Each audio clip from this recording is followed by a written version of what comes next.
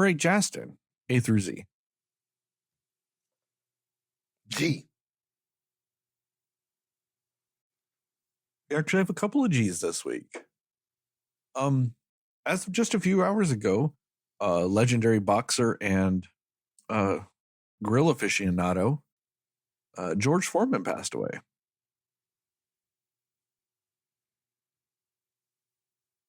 I don't think they have cause of death yet, right? Oh God, no. Yeah. Unless it was like something super obvious. No. Like, not that I had seen at least. But yeah, George Foreman passed away. I would assume it is going to be ruled natural causes just because he is up there in age. Yeah.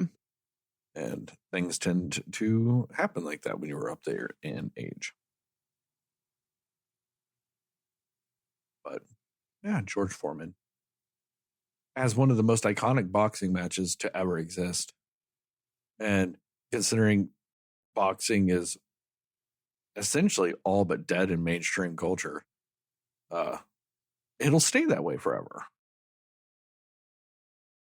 Plus, every quote unquote iconic boxing match we've gotten in the last decade, none of them have ever really lived up to the hype. I mean, Triple G Canelo, yeah. But like George Floyd, Manny Pacquiao,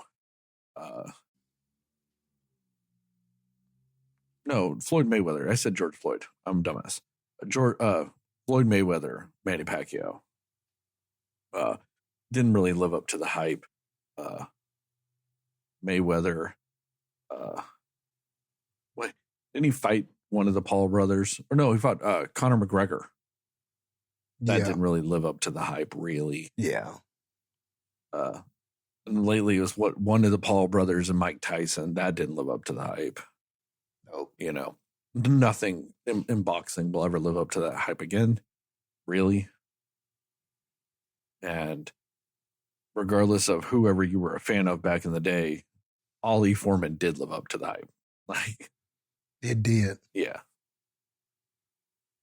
You know, and that match alone was credited as possibly one of the reasons why Muhammad Ali had Alzheimer's.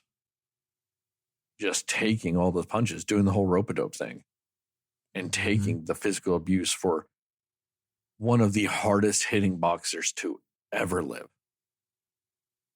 I mean, it's, you know, right up there with Mike Tyson and him on who the fuck hit the hardest.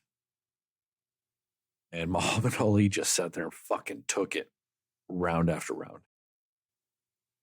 Man, and George Foreman was so big, man. He just was such a large man. His frame and just to imagine being hit that many times by such a large man.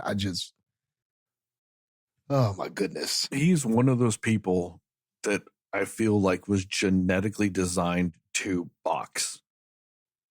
Like, his physiology was just, it was almost a perfect boxing physiology.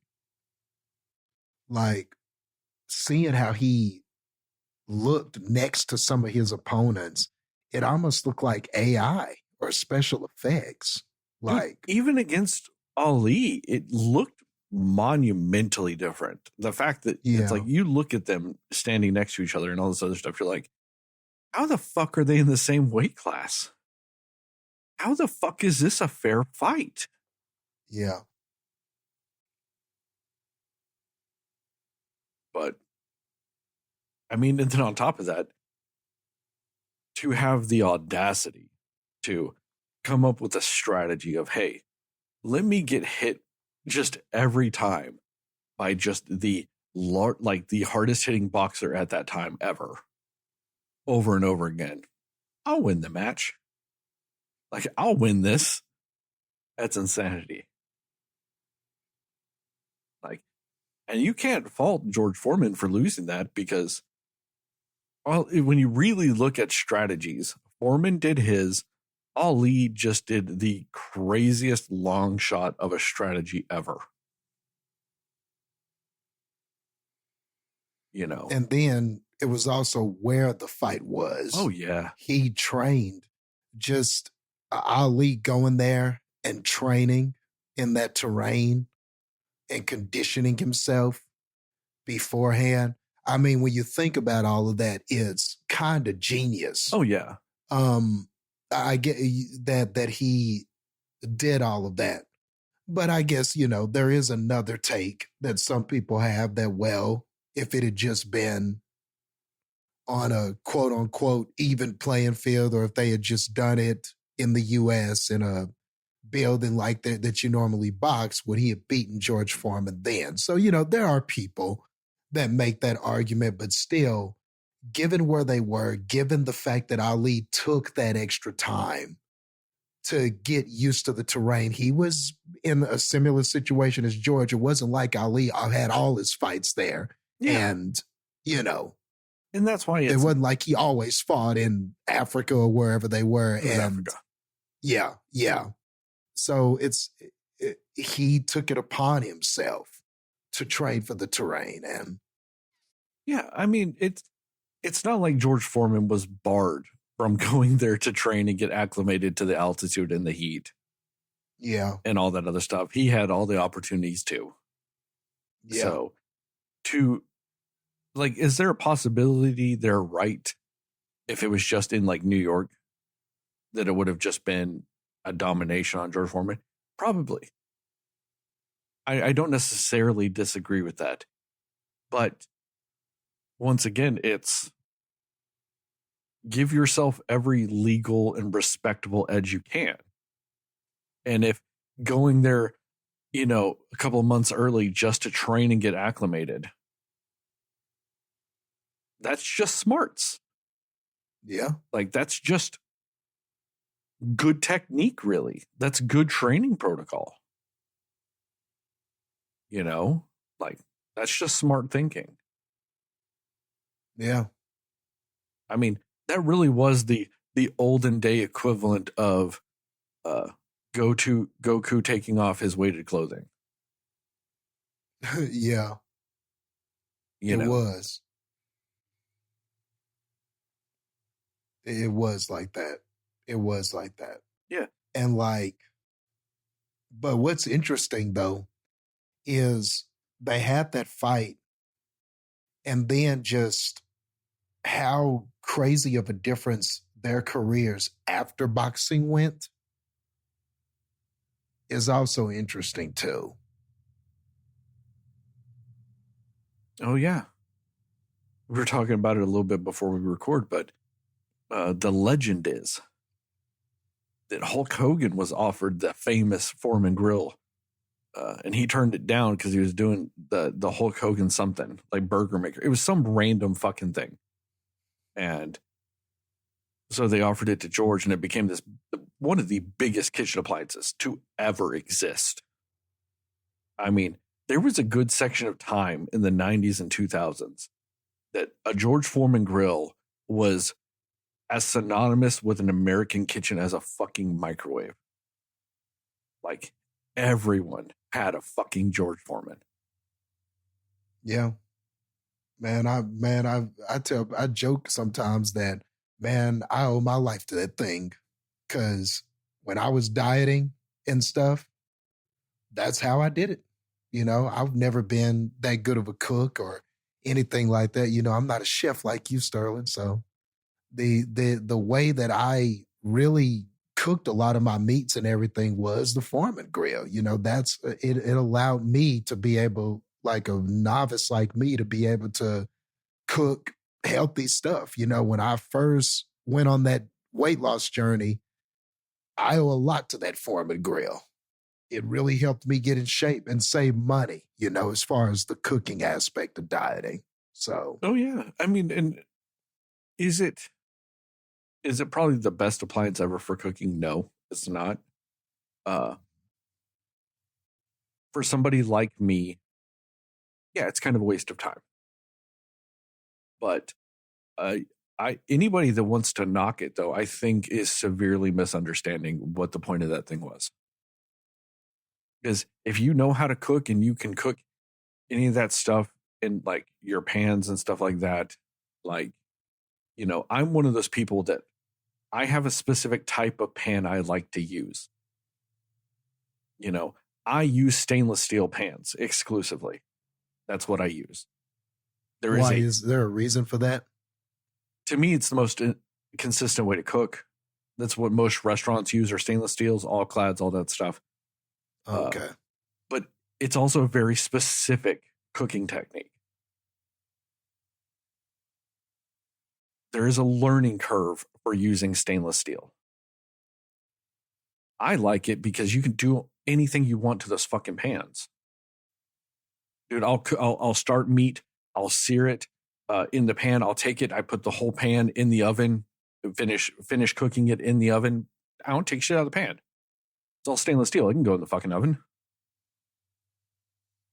Oh, something got a little, like a little bit crusty or a little dirty. It don't matter. Stainless steel. I use steel wool on the fucking thing. You can use whatever the fuck you want to clean it because it's stainless steel. Oh, you've got metal utensils, which you shouldn't use in a nonstick pan. I don't give a fuck. It's stainless steel. I can use whatever the fuck I want in my pan. Now, there's a very specific way to make it relatively non-stick. You have to get it heated to a certain point. You have to do what's called a water test. You don't want the water to evaporate immediately. You want the water to dance. So you want the pan so hot, the water droplets hit and move before they start evaporating. Because it's so hot, they keep their surface tension. Because it's like the heat's like almost instantly boiling it. So it actually keeps a little bit of a gap between them. That's when you know it's hot. Use a high smoke point oil and then maybe a little bit of butter or margarine or something like that. And you can cook at that point almost anything in there, almost non-stick. Stainless steel, also with cast iron. You'll actually get natural unsticking. So when it starts cooking, it might actually feel like it sticks a little bit. And it technically does. Cool. You actually leave it there, keep cooking for another minute or two until it naturally unsticks itself, because that part of it's done cooking and it'll naturally unstick. You don't get that with nonstick because nonstick stays nonstick. So you don't get that like little thing that like tells you, hey, it's done on this side, flip it. And so like little things like that, like stainless steel to me is my favorite thing in the world to cook on. And so for somebody like me, yeah, sure, I don't need a George Foreman grill.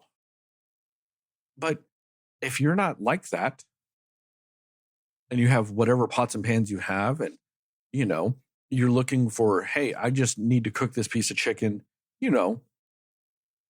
quick so I can eat. Yeah, George Foreman's relatively fucking fantastic.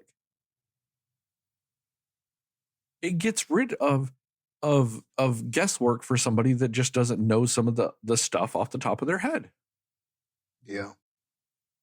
And the fact that you can cook chicken or like a burger or a steak or a piece of salmon all in the same thing with relatively the same amount of ease.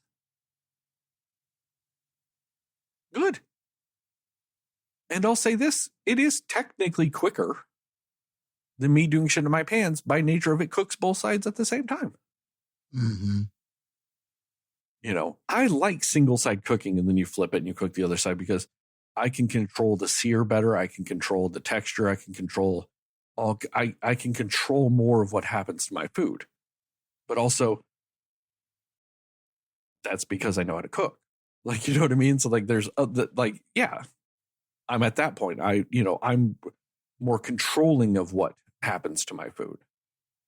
If you're like, hey, I need it to be cooked and safe to eat and still taste good and be relatively healthy and all those other things, fantastic idea. It does exactly that. And I don't think it's a gimmick. That's the other thing too. Now, are they a little gimmicky with it? A little bit, yeah. Because does there need to be 87 different George Foremans? No, they're done. No. But yeah, they went a little crazy on that. But as a concept, the George Foreman grill is great.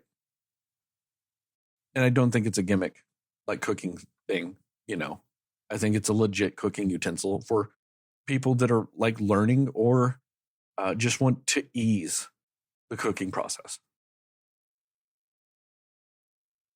Yeah. Yep. There's a staple in my home too. We all had one. No. Yeah. And I went through phases. I had the little small one. Mhm. And then, but at some point, you get that big one, that bigger one. And I like that the cleanup wasn't that bad. Well, yeah. Yeah, relatively easy to clean. They made even easier. There were some models where you could actually remove the grill plates, Mm-hmm. put them in the dishwasher, Yeah. clean right I up, like that put 'em one. back in. Yeah. Great. Yeah. Great. Especially if you're being more conscious about how much fat you're cooking with or leaving in your food and all that other stuff. Yeah. Had the little drip tray. Yeah. I personally think the drip tray is of the devil and not in the good way. Because of being a trained cook and all those other things, the fat is flavor. So all those drippings that are leaving my food and disappearing forever is flavor I've lost. I don't want to lose my flavor, But yeah, I will never knock a George Foreman or somebody that wants to use one. I think it really does. It holds a purpose. Like, do I think it is more beneficial for people to legitimately learn how to cook things without that? Yes. I think that is a better skill to have in life. But also, I understand that's not a skill everyone wants. And that doesn't mean they shouldn't be able to have decent food cheap because they can get it at the grocery store and cook it themselves.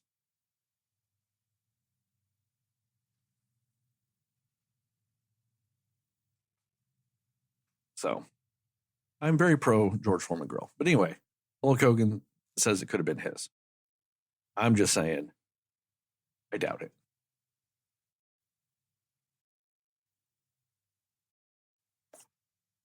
In other G news, we do have some more insights into the Gene Hackman death. So, according to his pacemaker, Gene Hackman, when he passed away, I want to say it was about a week after his wife.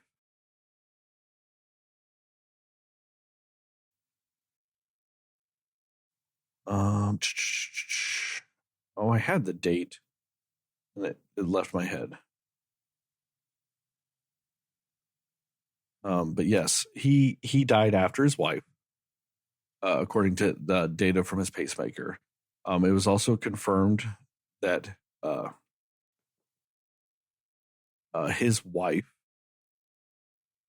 Betsy Arakawa, she actually passed away of the hantavirus, which was crazy to me. Hantavirus, for anybody that doesn't know, most people in the Southwest should know. It's a disease. It's a pulmonary disease that you get typically from rodents, coming in contact with rodents, rodent feces and urine. There was a big, I don't want to say outbreak, but a big run of it in the 90s in West Texas and New Mexico and stuff like that. And they did live in New Mexico. And it could be something as small as just even being outside. Maybe there could have been rodent droppings in their garage or something, or a shed. They don't know. And she's going to get something and comes in contact with it and doesn't know. But yeah, she passed away from the hantavirus. And yeah, and then they did extend her time of death by 1 day. I think they had said she passed away 1 day, and then they corrected themselves to a day later because she was actually in contact with a clinic the day after they had essentially figured she had passed away, because she was having issues, but she was feeling too sick. So she called the clinic to be like, hey, I can't come in. And so the theory is that later that day is when she passed away. Wow. And That was not any of my guesses of what happened to her at all. in 2025, even in New Mexico, Hanta was not on my bingo card for anything.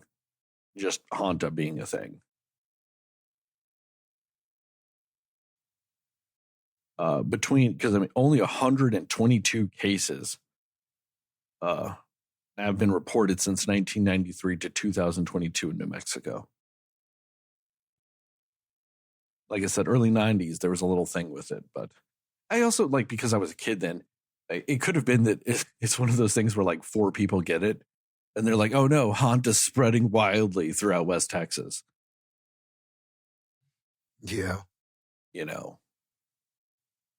But yeah, 122 cases since 1993, essentially. One of them was her. Wow. Well, that was till 2022, but yeah, it's incredibly rare these days.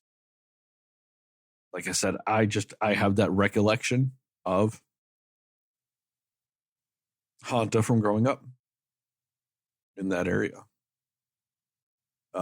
They also do reference Hanta in the movie Outbreak.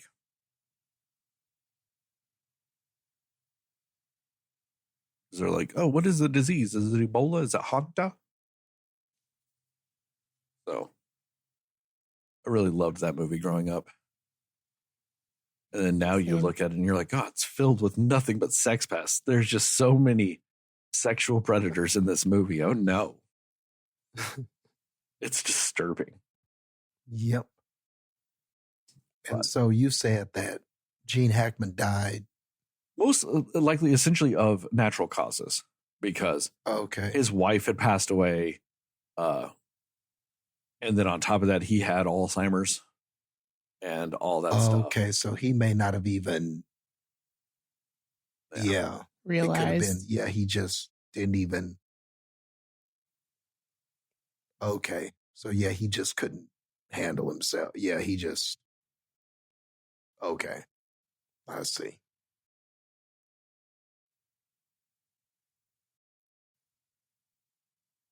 Yeah, it was ruled as a hypertensive and arteriosclerotic cardiovascular disease. Essentially, his fucking heart gave out. He was hypertensive, he had cardiovascular disease and Alzheimer's and a pacemaker to also help manage that shit. If there was any medication involved too, whether or not he was taking medication without his wife being there, and his Alzheimer's, all kinds of stuff. Yeah. So it could have been as simple as that. He could have forgot to take something and it just, it could have been any number of things. Mm-hmm. Wow. Sad. Yeah. A lot of people, apparently a lot of their friends were just assuming that Betsy just didn't even know how sick she was. It's because nobody's first instinct when you're having kind of an upper respiratory thing is Hanta. Yeah. You're thinking oh, I got a cold. Oh, I got a flu. Got maybe a case of the whooping cough. Who knows? Isn't whooping cough something you get vaccinated for? I think so. Maybe just walking pneumonia. But yeah. So yeah, it was real crazy. Outside of that, I don't know if I've hit anything else. You guys got any more news? You guys got anything? Not for me. Did you see all the Penta stuff? I'm a little bit behind on my Penta stuff. Okay. What is it? Tell me. I want to know. Well, it looks like he had a match with Ludwig Kaiser. They had a no disqualification match. It's pretty good. So you should check that out. That was this last one, right? This past Monday, yeah. Yeah. And it looks like he's going to be going up against Braun Breaker. At He said he wants the Intercontinental title. At WrestleMania? That's what it looks like, brother. Oh, fuck yeah. So, yeah. It looks like he's at WrestleMania for the IC? Yeah. Oh, him and Braun Breaker at the end of the show. Fantastic. At a standoff.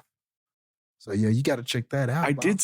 did see his red and black gear. Oh. Yeah. Oh.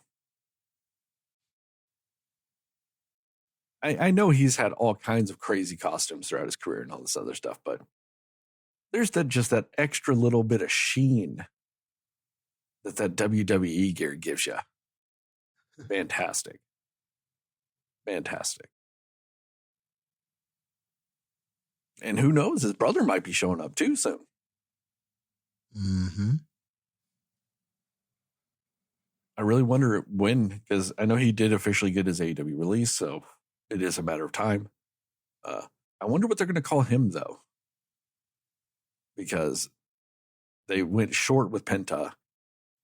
As far as I know, they wouldn't be able to use Ray Phoenix, I don't think. I don't think they can even use Phoenix. Because AAA, as far as I know, still owns Phoenix. That's why in AEW, he had to stop going by Phoenix and had to start going by Ray Phoenix. It's the same reason why Penta went from Pentagon Jr. to Penta Azero Mido. How is it spelled, though? Is it spelled the Phenix? Yes. I wonder, could he get away with doing the PH? Just call him Phoenix. Nix Yeah. or something like that. Or, I mean, just do Phoenix with the PH. Yeah. You know? Yeah, you got a couple of ways around it. Yeah.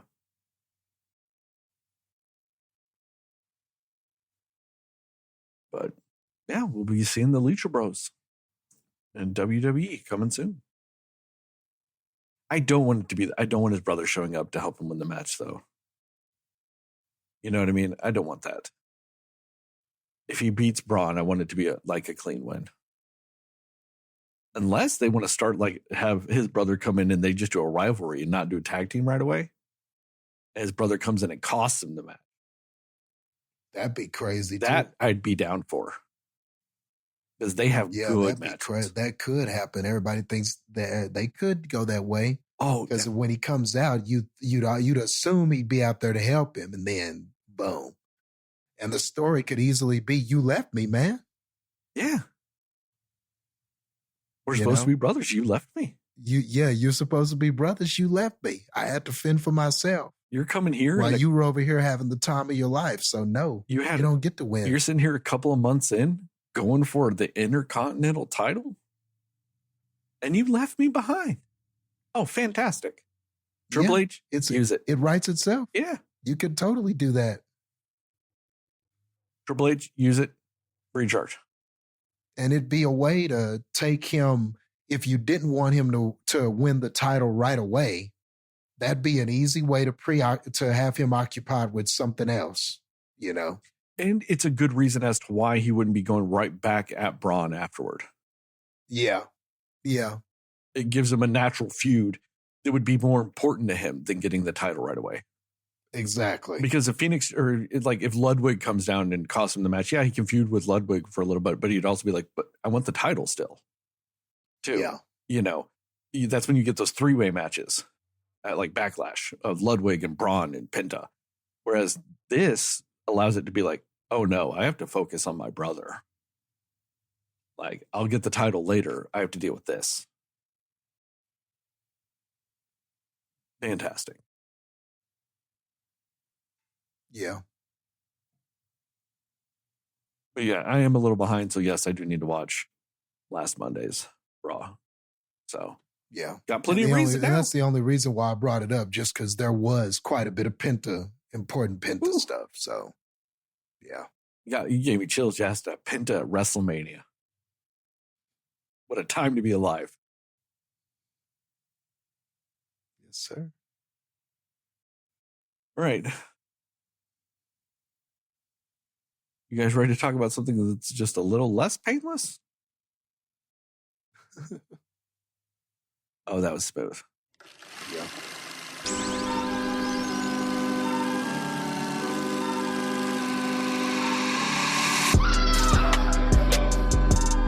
Somebody will listen to me. Nobody knows anything but you.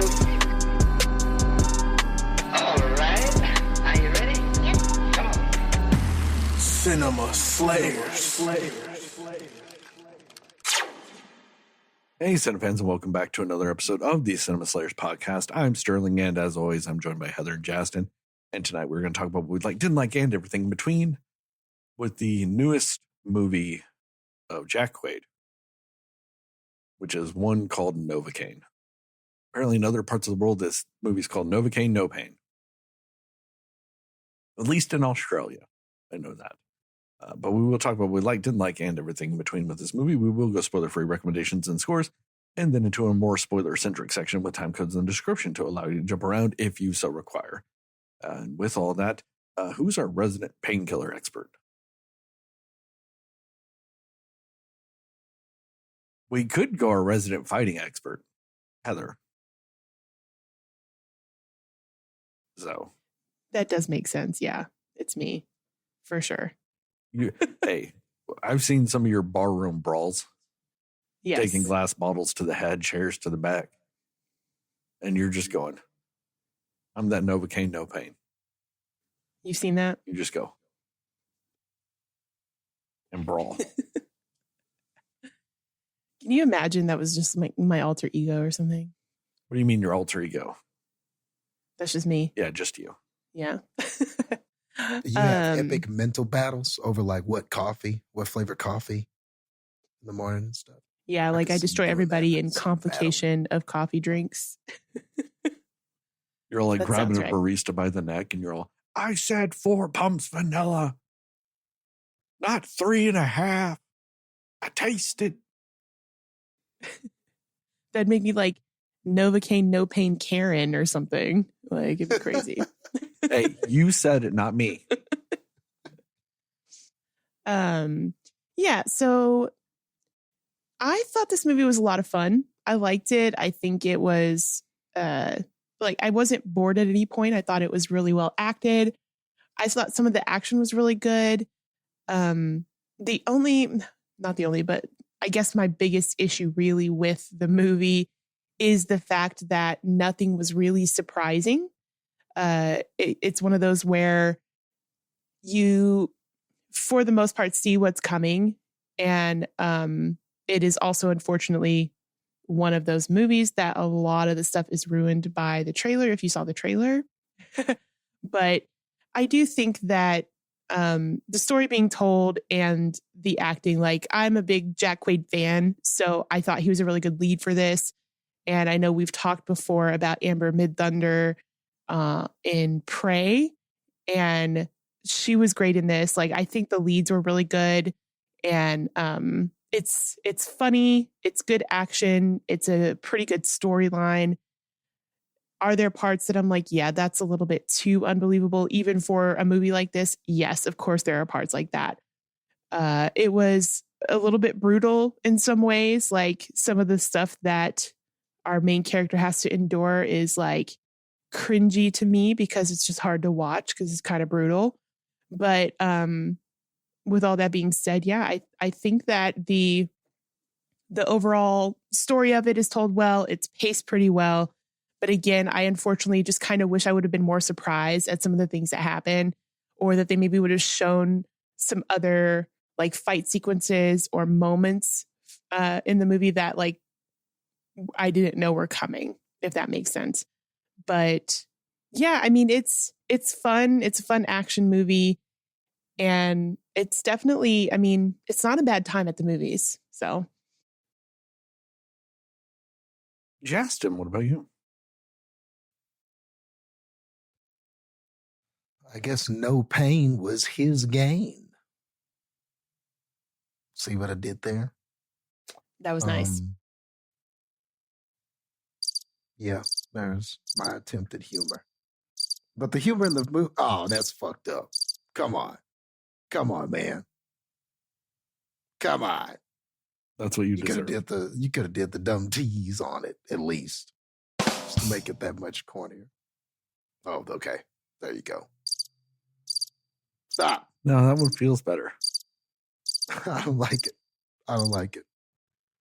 Well, what I was gonna say is at least the humor in the movie was much better. Yeah, Heather, I think I'm pretty much in a similar wavelength with you. This was pretty cool. You know, it was pretty fun.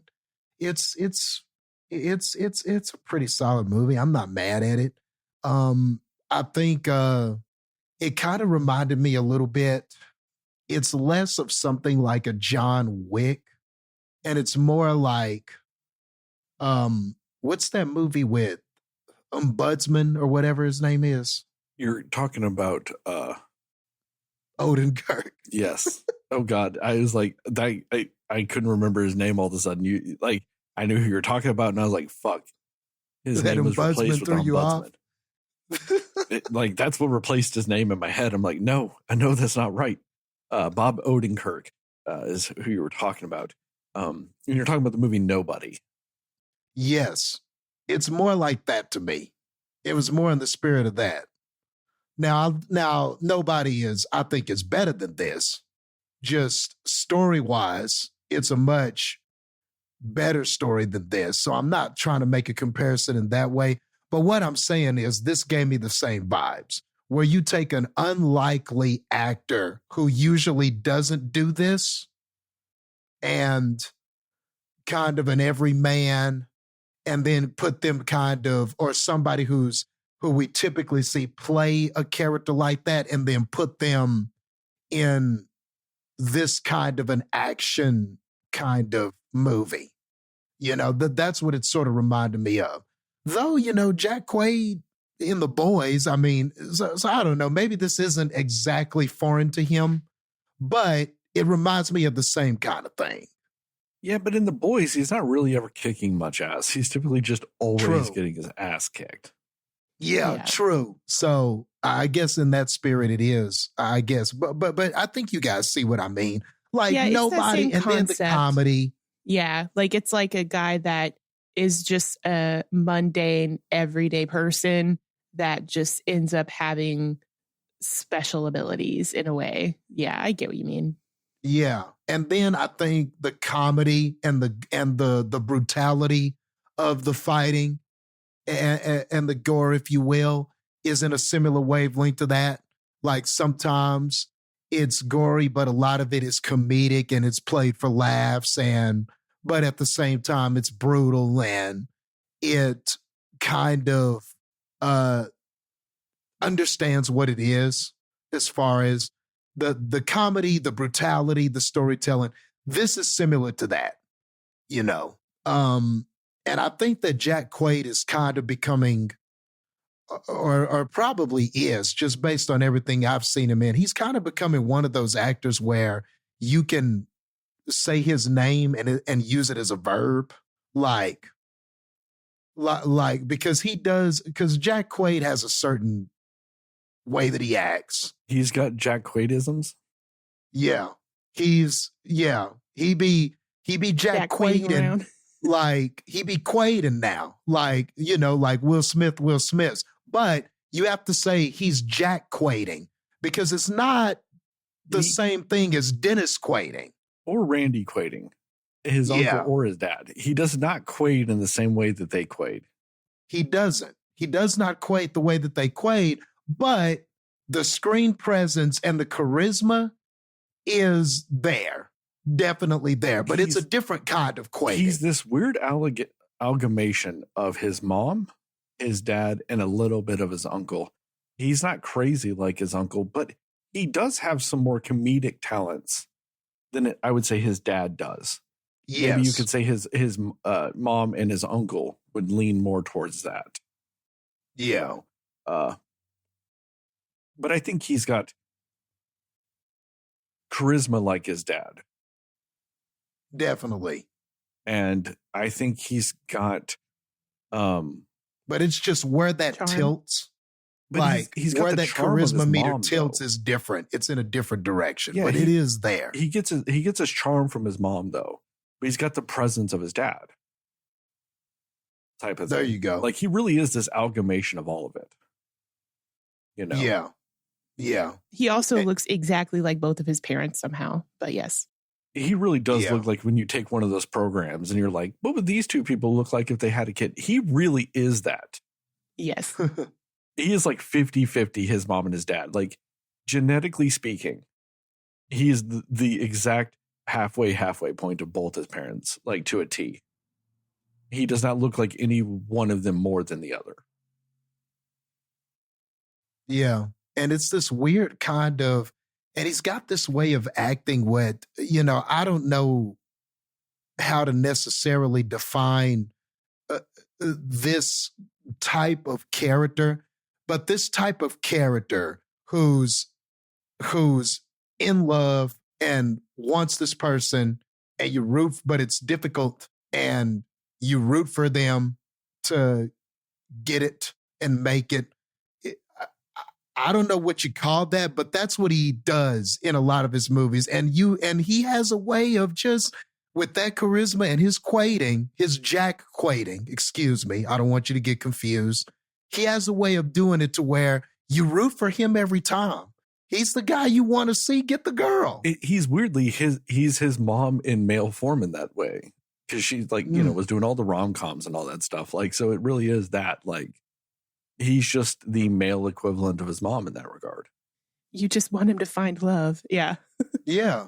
Don't you though? Like every time he's in something, in The Boys, you wanted him. You wanted him and Starlight to work. In this, you want Nathan and Sherry to work. And in Companion, you want them to work until you find out what they are. Yep. And then you no longer root for it. But when you don't know what it is, you're rooting for it. Yeah.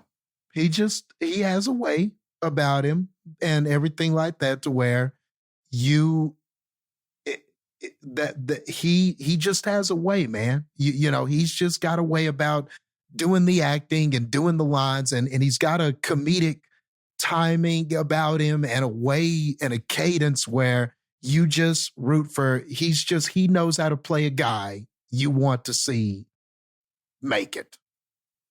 Yeah, it's just this natural relatability that he brings, like regardless of what character he's playing, whether he's playing like a psychotic villain or like the main love interest. Somehow there's just always something there where you're just like, it's just a very natural way of acting. Like, I don't necessarily feel like he's trying to play specific characters. I think he's kind of bringing himself sort of into it, which makes every role he does feel like it's just very natural for him. Yeah. And sometimes there's a lack of believability when in these movies, an attractive person has to sell the story of, I have trouble, with finding women or finding companionship. Sometimes it's not always easy to buy. And sometimes a challenge of when you pick attractive people for these stories is sometimes you look at the person and you go, I just can't believe that this person would struggle in this area. But I don't know. He always gets me to believe it, though. He's very good at portraying unassuming. Yeah. So it's not that he's unattractive. It's just that he's not emotionally or physically even making himself available. He's just, in his own world, even if he wants out of it or whatever. He's very good at playing the guy that's just like, like, oh, I want to find love, but I can't feel pain, and it's very dangerous. And I can't even eat foods that are whole. So, you know what? I'm just going to I'm just going to play video games with this guy online instead. Yeah. It's believable. And it's believable coming from him because of the way he acts it and the way he and the quirks that he had as this character and what he did with just some of his behaviors and mannerisms. The whole package, you believe it and you root for this person. And really, because of that, and like you said it, Heather, Amber is good in this too. So because that chemistry and them, because you root for that, you're there for this movie. So even if the action is not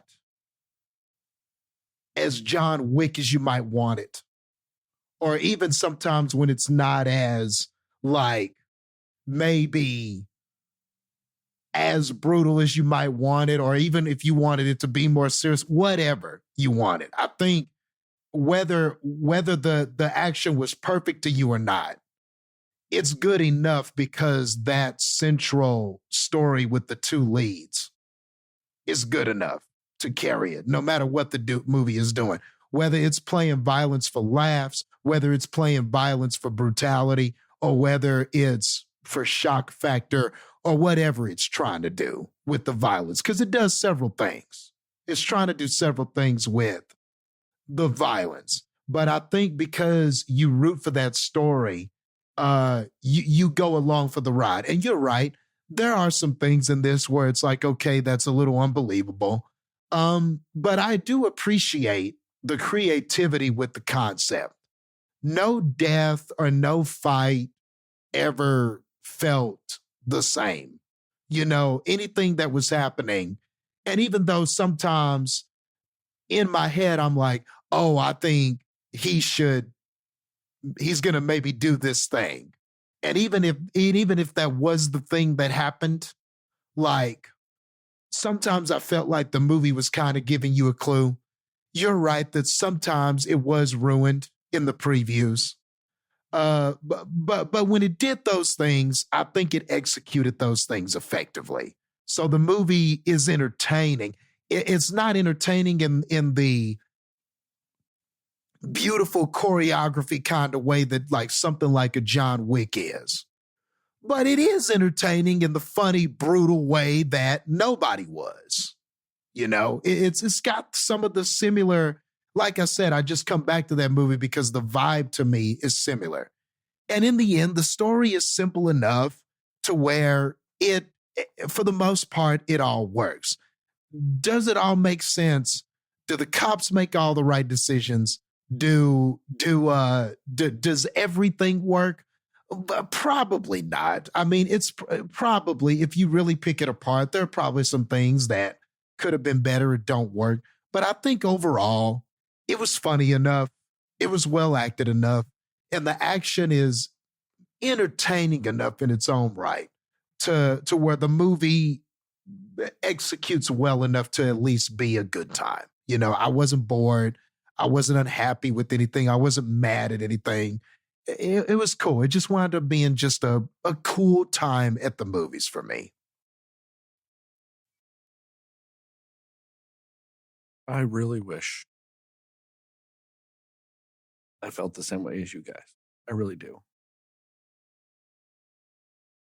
The biggest problem for me with this movie, and Heather touched on it a little bit, you watch a single trailer, just a trailer, you see almost every single thing in this movie. And I'm utterly perplexed about how that works. Because the trailer is what, 2 minutes, 3 minutes? How did a 3-minute trailer give away everything in a 2-hour movie? It's 2 hours long. And yet they told the same story in 3 minutes. And by that, what I really mean by that is like all like the kind of crazy action stuff that is like happening because he can't feel pain, whatever, blah, blah, blah. All the cool stuff in that's pretty much given away in the trailers. There's not a single one of those scenes that really has an element of surprise in it. And those are the scenes that they use in the movie to like really kind of drive home like that thing. And they spoil 90% of it in every trailer. Even if you've only seen one, you've seen all of it. And so from a promotional standpoint, I get it. That's the selling point of the movie. But too, bro, like leave something for your movie. You have to leave something. Now, there's a couple of twists that happen. Sure, it doesn't give away those, but like, you know, the scene where he's like, oh, let me do a kumite and dip my hands in glass and go punch the guy. They give that away. You know, the whole like, oh, I'm fighting a guy and I put my hand in the fryer. uh, this ball with spikes hits me in the back. Oh, this guy catches me and he stabs an arrow in my leg, and I'm like, oh, let me fake pain. Like, it gives away all of it. And by the end, you're just like, at the end of the movie, I'm just like, wow, I really wish that there was almost just something they saved for the movie. And the only thing they save in the movie is just all the in-between scenes. They just give you all the in-between scenes, between action sequences. That's the only thing not in the movie or in the trailer. And so, unfortunately, not even like because I suck out Novocaine trailers. It's not like I was just like, oh my God, I want to see every Novocaine trailer that's ever been produced. No. Just by nature of showing up to my movie 5 minutes early, I saw Novocaine trailers. In fact, I think before I saw Novocaine, there was a Novocaine trailer. Spoiler alert, I actually saw Novocaine a few weeks back. AMC has a thing where they'll show you a movie that hadn't released yet. They won't tell you what it is, but it's a secret movie. I actually watched Novocaine a few weeks back. And so I think, like I said, I think there was a Novocaine trailer before it because they didn't necessarily know what movie was playing, type of scenario. But yeah, it's really just super disappointing when that happens because it legitimately affects your enjoyment of the movie because you just feel like this is your first time watching a movie and you feel like, yeah, you've seen it. But then when you think about it, you're like, oh, it's not because I've seen it in other movies. It's because it's all in the trailer. And that really just bums you out when you're watching it.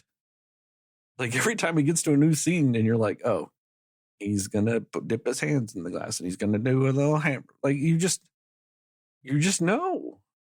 And then you're like, okay, I guess.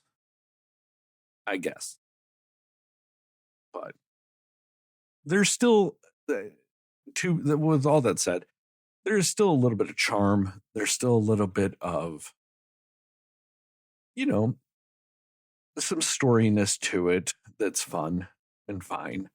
I think story-wise, it is also insanely predictable because I've watched an action movie in the 90s. So that's, take that for what you will. But I mean, it's the Jack Quaid of it all that still helps this movie. It's the Jack Quaid. It's the Amber Midthunder. They're what's the guy that plays Ned? Who's the Ned of it all? Oh, what is his name? Jacob Batalon. Jacob Batalon. Yeah, he's good. So you still get them, and that helps. You get Jack Nicholson's son. I mean, holy nepotism Batman, this movie. You get a Quaid and a Nicholson. But who also looks exactly like his dad. He really does. He's one of those ones that if you don't know who he is, you might miss it. But the second you know it, you'll never unsee it. And then he'll just do one face and you're like, yep, that's his son for sure. And maybe that's another reason why this felt very familiar. This man has a Jack Nicholson face the whole fucking movie. And see, he's unlike Jack in that way, where Jack Quaid can Jack Quaid around. Unfortunately for Ray Nicholson, he kind of just Nicholsons. He doesn't get the Ray because he's ripping off his dad a lot. I mean, I know we saw that guy in Smile too as well. Like, I think he has potential. Like, from what I've seen, he's not a bad actor. He's no Nicholson, but yeah, he's just. And that's the problem is he is a Nicholson, but he's not a Nicholson. That's the problem. Yeah, exactly. He Nicholson's around everywhere. And it's just, he hasn't done anything yet to make me go, that's a Ray Nicholson right there. I'm just like, what in the Jack Nicholson zero am I watching? CGI, they just made Nicholson like 20, Dude, I'll say 30, 50 years younger. I'll say that, dude. Why isn't Jack Nicholson doing movies where he needs a younger version of himself? He has one. Yeah. You know, which I just think that'd be funny. And it's kind of sad because Randy Quaid does too. He could use Jack as a younger him. It would still work. But he can't, because anytime you need a young Randy Quaid, it's in a bad movie like Reagan. And Jack Quaid is not about that life. So kudos to you. Agree. They had to get the brother from Wizards of Waverly Place and How I Met Your Mother to be that young Randy Quaid, because he is about that life. And by that, I mean playing a young Ronald Reagan. I can't think of a bigger insult ever. You look like somebody that would play a Reagan. And then to sit there and be like, you're right. Absolutely, I would. Here I am. I mean, and it deflates my insult, because I mean that with nothing but utter hatred. And they're just like, thank you. That means a lot to me. I'm like, no, shouldn't. Wires got crossed. Anyway, God, I'm still stuck on all the nepotism in this movie. I want to just keep going and finding more nepotism. I bet the second director's a nepotism too. Anyway, but yeah, it's just, that's the unfortunateness of this movie is I have never felt so much like I'm watching an original movie, like brand new. They're like, hey, this is an original story. This ain't no sequel. This is just original story. And I've never felt so much like I've seen it before until this movie. It's just, it benefits from the fact that it's pretty good. But I still felt like I saw it, and that does taint when you're watching something. Anyway, recommendations and scores, guys? Yep. Yeah. Recommendations and score. Also, I think the problem with the trailer, real quick, we've had these trailers for like, what, 6-7 years now, it feels like? It's been a Novocaine trailer on every single movie since at least January 2023, it feels like. Yeah. I mean, and they were at least Jack Quaid was like promoting this hardcore. Like he went to some basketball game, like as his Novocaine character. Like they were just super promoting all over the place with this. Yeah, it was really, they really had so many trailers for this, just like, what was it, Speak No Evil? Oh, guys, you remember how many trailers there were for Speak No Evil? It just kept showing that. And it wasn't, I shouldn't say trailers. It was the same trailer. It wasn't like you saw different trailers. It was the same trailer for no less than 6 months. All the time. And like, this was the same thing. Like I feel like you could not avoid the trailer for this movie, even if you wanted to. Like, unless you were walking in every time, just as soon as opening credits start, you would accidentally run into this fucking trailer. Anyway, Heather, wait, no, you start the other one. Jastin, what are your recommendations and scores for this? Yeah, I mean, I'm gonna go ahead and give it a recommend, I guess. I think we all kind of, even though we had different points, I feel like we're all saying something similar. It's not a bad film. So, I think if somebody is looking for an action movie, it's good enough. It was a I guess you could say a popcorn good time. Like it was enough entertaining stuff. There was enough funny stuff.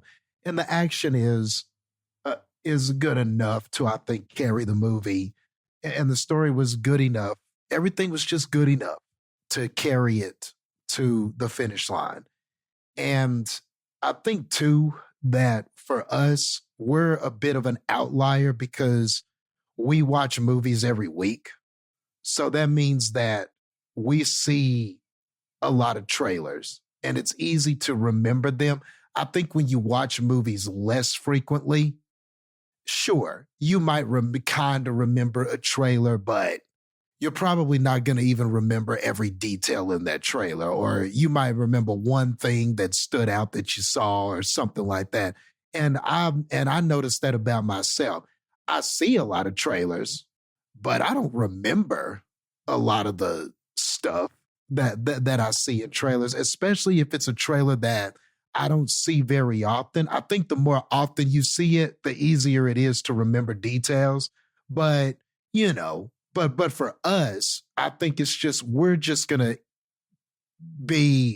to remember them more because we simply just see them more than the average person at this point.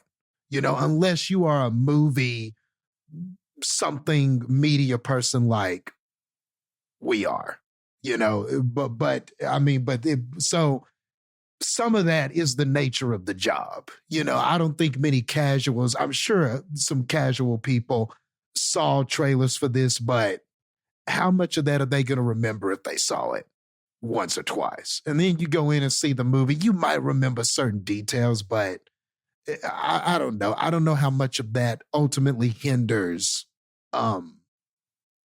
everybody's watching experience. So I just, you know, wanted to throw that outlier out there. So, but as far as the movie, I think it's entertaining enough. It was good enough. It was acted well enough. And I think most people will find it fun for the most part. You know, I could see people, some friends getting together going to see this, or some people going on a date and watching this, or like for y'all, if it popped up on a secret movie night or something like that, then, you know, I don't think people would be mad that they saw it. Like if it popped up as their secret movie. Now, is it a movie you have to see in theaters? I'm not going to tell anybody to run and go see it. You know, when it comes out on streaming, sure, if you missed it in theaters, yeah, you can stream it and you'll enjoy it just the same. It'll be just fine.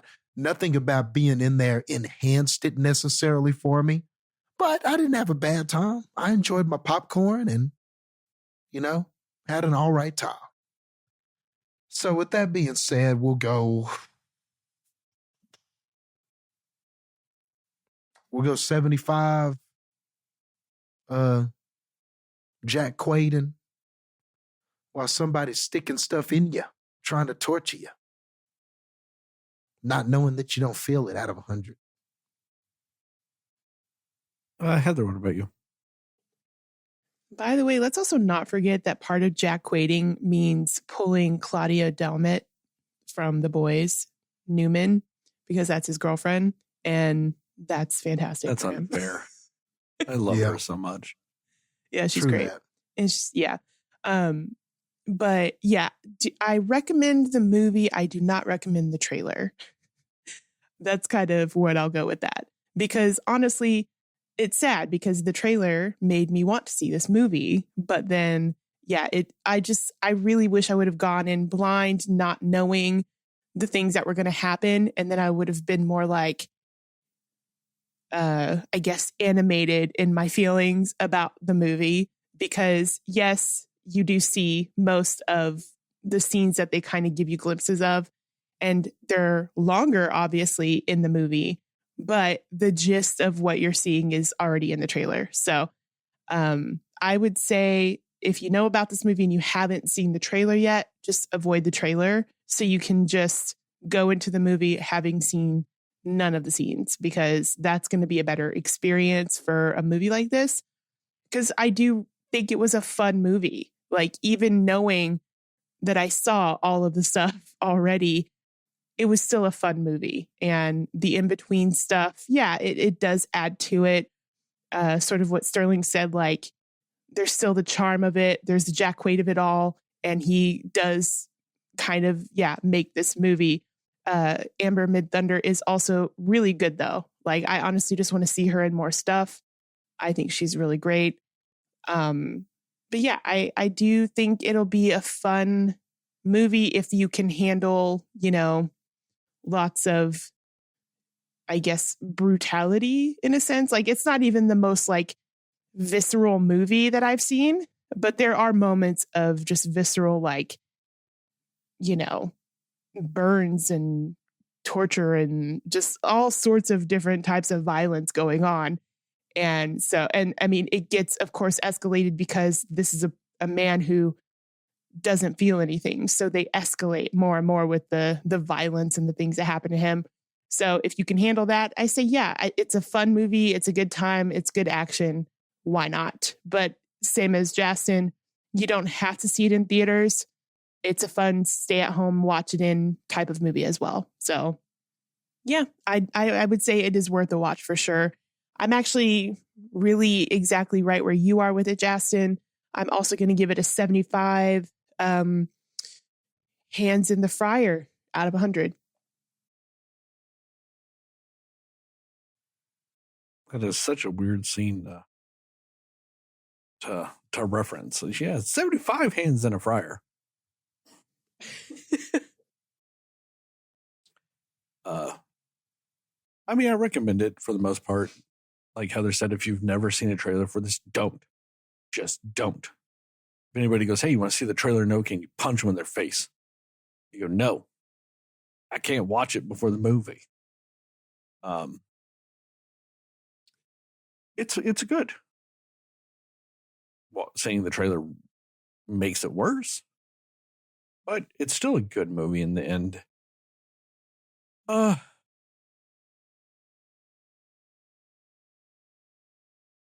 If I'm trying to slightly calculate out my biases of trailer issues, whatever, I say if you've seen the trailer, it's a 65. If you don't see the trailer, it's probably a 70. I'll go ahead and give it a 70, though. I don't hate that score. I'm not mad at myself for that. I think it's still good. It's still worth a watch. And I think that, in general, it does have some rewatchability to it. And I think that that's what does save it, is because, like I said, watching the trailer makes you feel like you've seen the movie once you watch it. It's just tough because that's the first time you've watched it. If you knowingly are watching a movie a second time, you're mentally prepared to know what the fuck is already going on. It's when you've only seen a trailer and you're watching a movie for the first time and you feel familiarity with it, it disjoints you. But I'll give it the score that I say I would have given it without that. So I need to do calculations because I didn't do that. Oh no! Oh God, no! I typed like 7,000 at one point. Hold on. 73. Cool. 7,000, the highest rated movie on our podcast. Oh no! I mean, it's good, but no. Can't do that to all these other movies I've seen. Spoilers? Yep. Spoilers. Somebody else go, because I just want to talk about the end of the movie because that was the only thing that I hadn't seen in the trailer. And I'll slightly actively try to not jump straight to the end of a movie for this. So, Jastin, what are some spoilery thoughts you had? Well, I guess I could say that I like the way that the movie started. With Everybody Hurts. God, that was a very appropriate song. You legitimately are like sounding like you hate this movie. You're like, well, I can at least say I like the beginning of it. Like that just, I know that's not what you're saying, but it's just the way it's phrased. Like, I could say I like the beginning of the movie, but man, the rest of it sucks.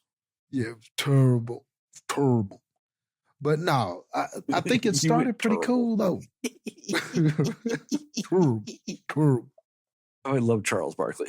That's just Charles. terrible. Gotta love Sir Charles.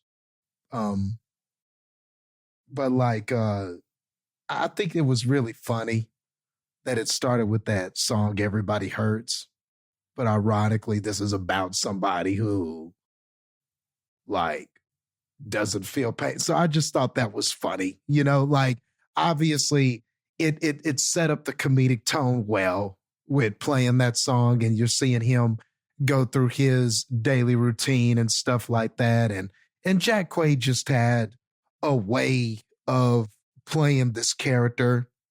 And that condition, anhidrosis, or what is it called again? Anhidrosis, how do you say it? Not feeling Androidosis? shit disease. Okay. I'll just say his insensitivity to pain disease or whatever he had. I think they did a good job explaining it. They told you what the parameters were, kind of what the rules of it are, everything like that. And they don't really, never did I feel like, now where there's some things unrealistic kind of happening, yes, but never did I feel like anything happened so egregious that I was like, okay, this is stupid. Like, come on, movie. Why? I mean, does it get a little over the top with the violence and stuff? Sure. But I think the way they explained it, the way they established it, and what they did, I think with him, with Nathan as a character was fine. So all of that was kind of cool. And so right away you understand kind of why this character is a little awkward, why he can be a little bit antisocial. You understand why he went to the gaming life and everything. And, you just kind of understood. They did a good job establishing right away what this character was. And so then whenever he meets up with Sherry and they go on the date and everything, I mean, I thought that all of that was good stuff. They had a very good chemistry. And Jack Quaid just, like I said, he's just so good at playing this character, like this person in love, and he's got this love interest, and he, and he's got these insecurities about himself, and he doesn't know how to handle that, whether it's him and he's trying to be with a superhero, or whether it's him and he's just, he's got some physical problems, but he's trying to be accepted by a normal girl. He just has a way. He just has a way of being appealing in those scenes. Some of the date scenes were just really good. The banter back and forth and him learning about her. And then that whole thing that happened at the bar, before we get to the end or deeper into the movie and we're revealing true intentions and stuff like that.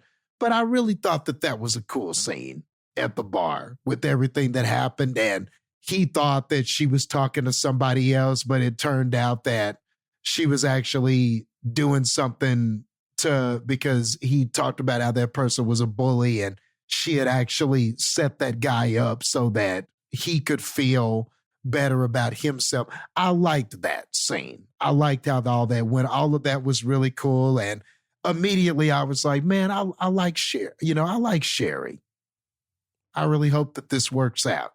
And of course, now the trailer, we all knew what was going to happen as far as the robbery and her getting picked up. So we already knew that was going to happen. But I like that the movie established them and what they were. And even though you could say, well, they went on one date, he barely knew this girl, would he do all of this for this person? But, and maybe if it was another movie or another character, I would agree. But this character, the way that he was and the way Jack Quaid played him, I thought it was believable that this character might feel like this. I think that they succeeded at that. Because maybe a character like this, maybe this person, this Nathan character would do this and would feel like, oh man, I've got to, I've got to try to save her. and it's crazy because he just almost just was doing things he would never do and taking risks he would never take. But we saw in those dating scenes that she brought that out of him, like him tasting that apple pie for the first time. He would have never tasted that apple pie without her influence and because of the way he felt about her. So him tasting that apple pie, so it's like, well, would he just jump in a cop car and try to save her? Maybe so. I mean, she got him to taste the apple pie and he never did that. So maybe he would do this, you know? So I was kind of letting the movie, but I at least liked that there was some continuity in his behavior. You know, if you really want to argue it, they planted some seeds. And then when he does make this decision, there is some character justification for why he's making that decision. So I think that was cool. And then, you know, even though some of these action sequences I do remember in the trailer, so you kind of knew what would happen and how things happen, but seeing the whole scene together, I think it's still good because some of that stuff was elaborate, like the whole hand in the cooker grab the gun thing. That was pretty crazy. Everything that happened, the chase, and then them winding up in that kitchen and them going back and forth and him ducking and hiding from the gun. You know, all of the developments that led to the eventual, oh, stick my hand in the cooker, grab the gun. I thought it was pretty good. You know, the running him off the road, the and everything that just led up to it, I thought was pretty solid. And I think that that's one of the strengths of the movie. It does kind of suck if you remember everything from the trailer and know what the end result is going to be. But maybe it's more disappointing because the build to get to the end result was good, you know, or like whenever he's being tortured in the booby-trapped room by the henchman brother, and he all that occurred with that, and then you know, Jacob Batalon saving him at the last minute, and then everything that happened with that, but then the guy's still coming at him and having to, you know, all of that stuff. All of those developments were cool. Or the tattoo artist, with him cutting that guy's eyes and everything. You know, nothing, no kill or no brutality or none of the action sequences happened exactly the same way. And I think that when you have somebody who can't do a lot of athletic choreography or martial arts, if that's not the name of your movie, then at least do some different things. At least play around with the no pain concept. And I think for the most part, the movie was able to do that well. I agree with you guys about the predictability of it. It wasn't hard to see coming, the whole thing with Sherry, and everything like that. I don't think they necessarily knew that they were fooling anybody. I'm glad that it happened earlier in the film rather than later. I think if it had happened late, I would have been pissed. That is the biggest saving grace of that. Yeah. Is that it happens at like essentially the end of the first act. Like, yeah. That saves it. Because like you said, Jastin, it's to me, it's cliche, but it's not the worst. But if it's that final scene or that final little bit and then it comes, fuck that right there. If you found out as the audience, if you found out the same time Jack Quaid found out, riot. Yeah, for sure. For sure. You would have just been mad, like, come on, movie. Like, are you fucking serious? But it helped. You're right. It does save it that it was earlier. And then it's this story about them still finding love despite that. So it kind of makes it okay.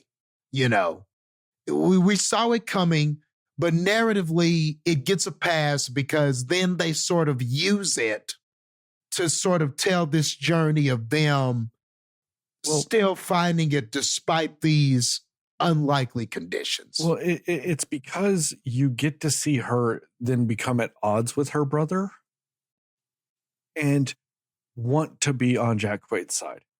Yeah. If she was still the prisoner and having like, of course she's going to have arguments with the person that kidnapped her. Like, she's never going to side with him. But the fact that you get to see her journey of being on his side and then like transitioning through the length of the movie to Jack Quaid's side, it makes that part feel not stupid. Yes. So it's not the best thing in the world, but like you said, at least it's not stupid. It was strategically put there, and I understand what they were doing story-wise. Because also, if you think about it, if any time they had gone to the brother and them like arguing or whatever, they would have had, if you're trying to fool your audience, she would have to be tied up the whole time, which would make no sense if she's in on the plan. That means you have her tied up in the film just to fool the audience. Yep. Which is big bullshit we've talked about several times. A red herring for the sake of a red herring. Yep. And you would have had to have done so much cheap bullshit like quick cutting or only showing certain parts of them talking or anything. You know, you would have just straight up would have had to have just manipulated your audience a lot.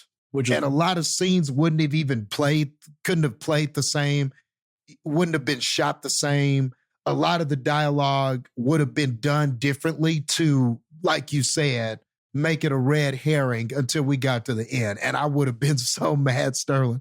I can't tell you how mad. That's why I said if they had done that, I would have rioted. Yeah. I would have gotten my luxurious reclining leather seat and just summoned the strength of the Hulk, ripped it up and thrown it at the screen. Yes. Because I refuse to have a Last Night in Soho again. I refuse.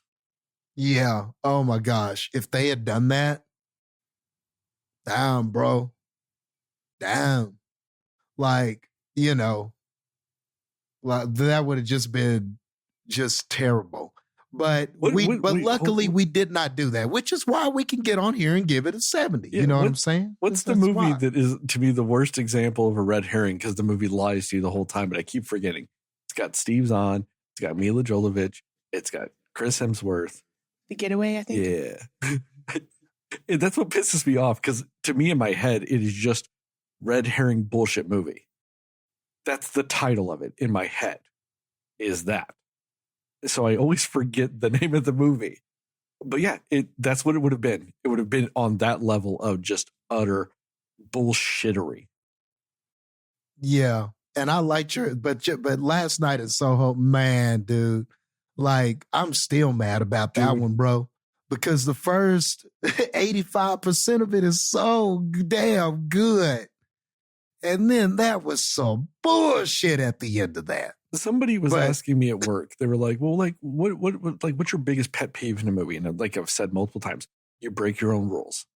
And they're like, "Well, like," and I was like, I don't know if you've seen it or not, but the worst example of that ever is Last Night in Soho. Is because it's a good movie, and then at the end of the movie, it just says, "Fuck you." Like Edgar Wright stops the movie, gets on screen and looked me dead in the soul and went, "Sterling, fuck you," and then played the end of that movie. I was like, Edgar Wright, why are you saying that? And then I watched the end of that movie and I went, that's why he said it. It was a personal attack on my very being. Yeah, it really was like that, huh? It's like with like that person, that bully that's like, hey, you know, I dropped that. Can you pick that up for me real quick? And when you bend over to pick it up, he kicks you in the ass and you fall and you face plant. You know, it was like that. It's like, it was just, what was they that make name you of look over there and then they just hit you in the face. Heather, what was the name of that guy that you knew that I still refuse to feel like his name's real? What was his name? From what? From the Poetry Slam or whatever. What was his name? Nebuchadnezzar? from the poetry slam. I'm trying to remember what you're talking about. Remember there was a name of a guy in a movie, and I was like, no one has ever named that. And you were like, I met a guy at a poetry slam that was named that. Thaddeus. Yeah. Yes, Thaddeus. Thaddeus. Thaddy. Yeah. We got there eventually. I'm sorry. I don't know why it escaped me, but yes. The whole reason why is I'm saying that is because it really was the equivalent of when we recorded that episode, and I looked straight into the camera and said, fuck you, Thaddeus. Like, that's what it was. Thaddeus doesn't even know I know who he is. And I'm sitting here staring at a camera, going onto the internet saying, fuck you, Thaddeus, at the poetry slam. And that's what Edgar Wright did to me in that movie theater. I didn't know Edgar Wright knew I existed. But he was all Sterling W. Condrey, born in Big Spring, Texas. Fuck you.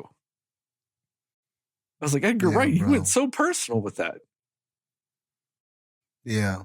And I know it's a tangent, but come on, dog. Literal metaphoric ghost and dude, but that's the metaphoric thing. Literal ghost. Come on, bro. But that shows why this is a better movie. Is because it had two options. Do the bullshit or reveal super early on. Because that's the choice you have to make as a filmmaker.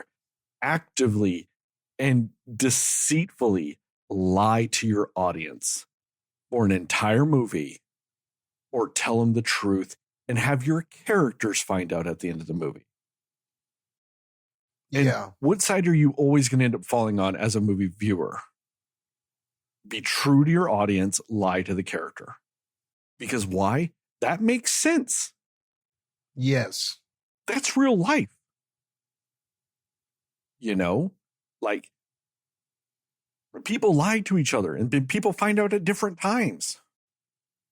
You know, what is not true is just lying to the degree of like utter negation of events. You know, it's the same reason why people get mad at people that deny things that are real. Like, you know, flat earthers. It's like, but no, you're just denying what is real. Yeah. And when you actively do that to me in a movie, fuck you. And this movie, to its credit, went, you know what?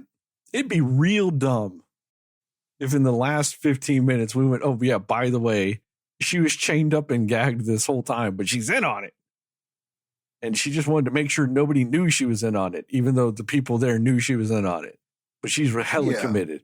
She's a method acting fucking kidnap victim.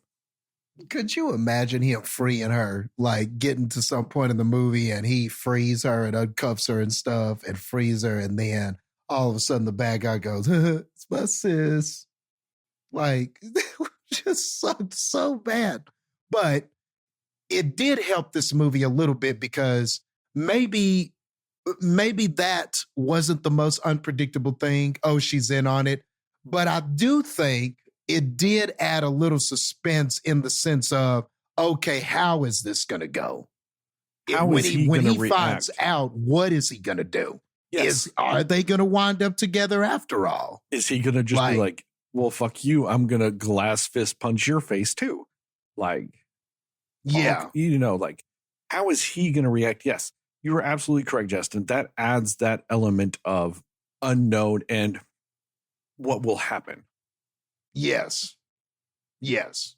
And now as the movie is going and you see her kind of turning, maybe you kind of figure, okay, maybe they'll still wind up together, but there's still that possibility that maybe they don't. He could have saved her and been like, and maybe the lesson could have been, well, like, we can't be together because you're bad and shit, but you brought me out of my shell. I became a better person, even still, because of you. So it maybe they could have not wound up together, and you could have had a similar ending, you know. Him visiting her in jail and him being like, my life changed because of you, you know. I did become a better person because of you, even though we're not together. That experience together changed me. You could have gone that way with the ending, you know? And the nice thing is, either way they did go, that you could go with the ending, it still would have worked for what the story was. Yeah, totally. So at least there's that. for the lack of suspense it had in certain elements, that did add something for me. Because now the whole time he's doing all this shit, I'm thinking, man, when he finds out that he is not doing this for the reasons that he thought, what is he going to do? And in a way, it kind of made you root for him more. Like, because you want to see him win, but you're like, man, what is a win going to be at the end of this movie? You know? Is it just going to be his survival? Is it just going to be... And even though you see her turning, there's still that possibility, well, could she sacrifice herself for him in the end? Maybe she doesn't get to live because she is kind of a villain in this at one point.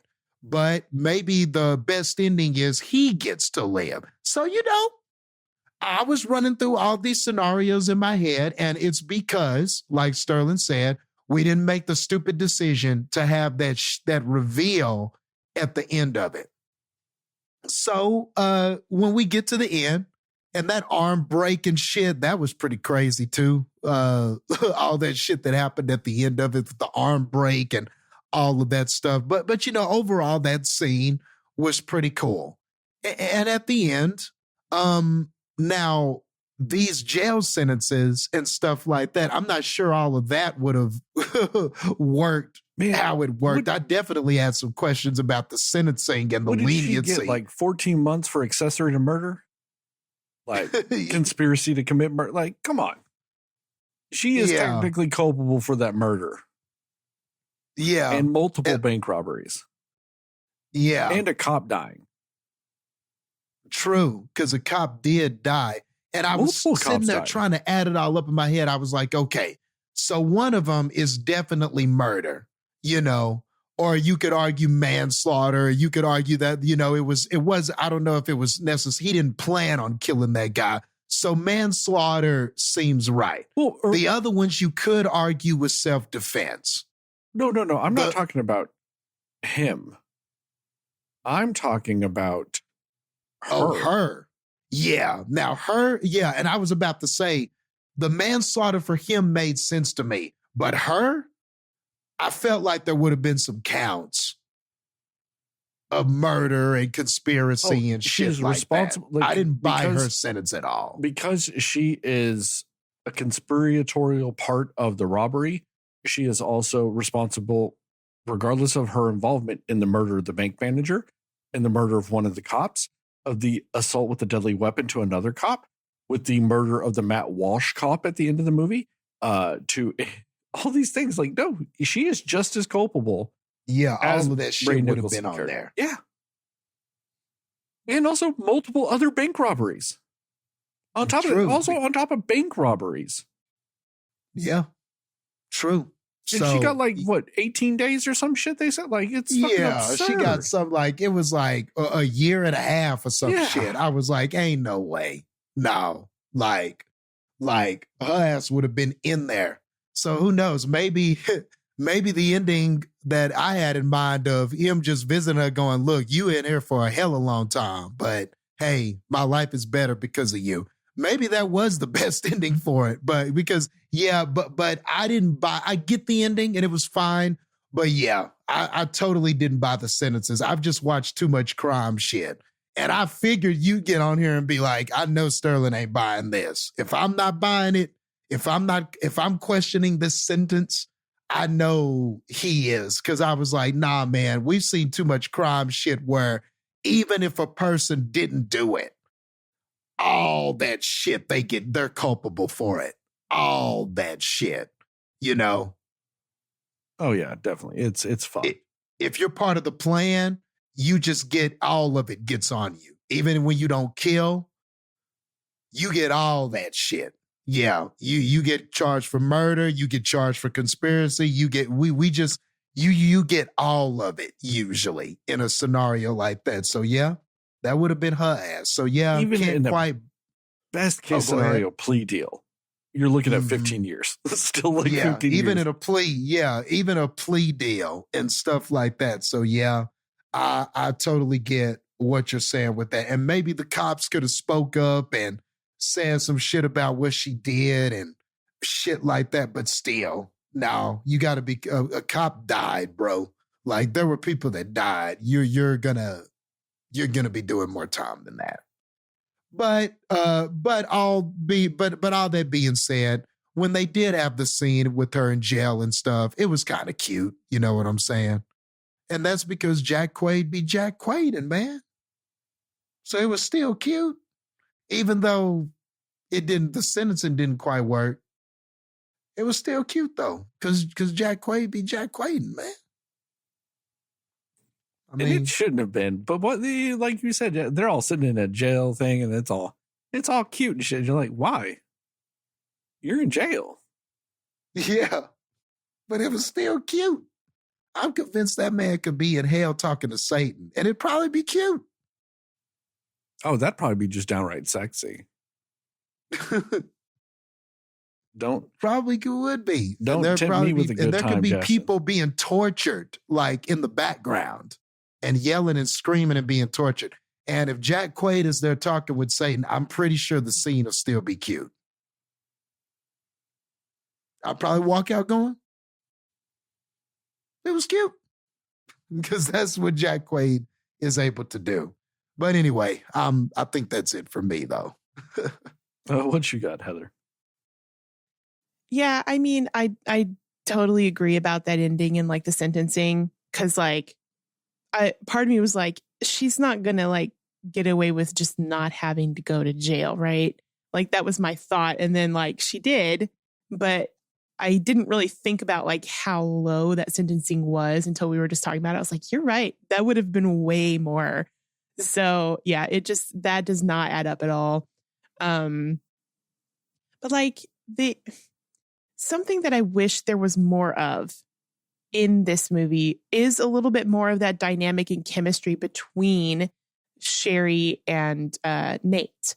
Like, I think that it was really good. Like like you were talking about, like the bar scene, like when they're getting to know each other and they're going on these dates and they're having conversations, it's really good chemistry. And I just feel like if they had maybe, I don't know, like it would have been nice to have a little bit more of that element to it, so that when this whole bank robbery happens and then the gut punch of Sherry being in on it is more of a gut punch for us, because we've just been like, I love these two together. They're so great. Because they already were after the one day that they had together. But if you see more of it, or even just like a time lapse scene or something of just like they've been on a few dates and they kind of really are into each other now, it just would have made that gut punch feel worse when we get to know that like plot twist or whatever, and also just because it was just fun to watch them together. They were just really good together on screen. And like, even I did appreciate them having some sort of like more real conversations, like when they're back at his place and, she's basically saying like, everyone has secrets. We're just looking for someone to share them with. Like, that felt like a very real moment. And it was like, I feel like that was him being able to let his guard down and her to kind of let her guard down, even though she wasn't really. We thought she was, we thought that was the moment that for me, I was like, oh, she's all in. She's really into this guy. Like, she wants to open up to him. She wants to know him. And I just think that it would have been great to have more of that before we get into the craziness of the bank robbery and shootings and whatnot, but yeah, like it's just really, it almost would have been like a good fun rom-com if it wasn't more of like the action element to it, you know what I mean? But yeah, and also a big issue that I had is our boy Simon 100% would have been dead.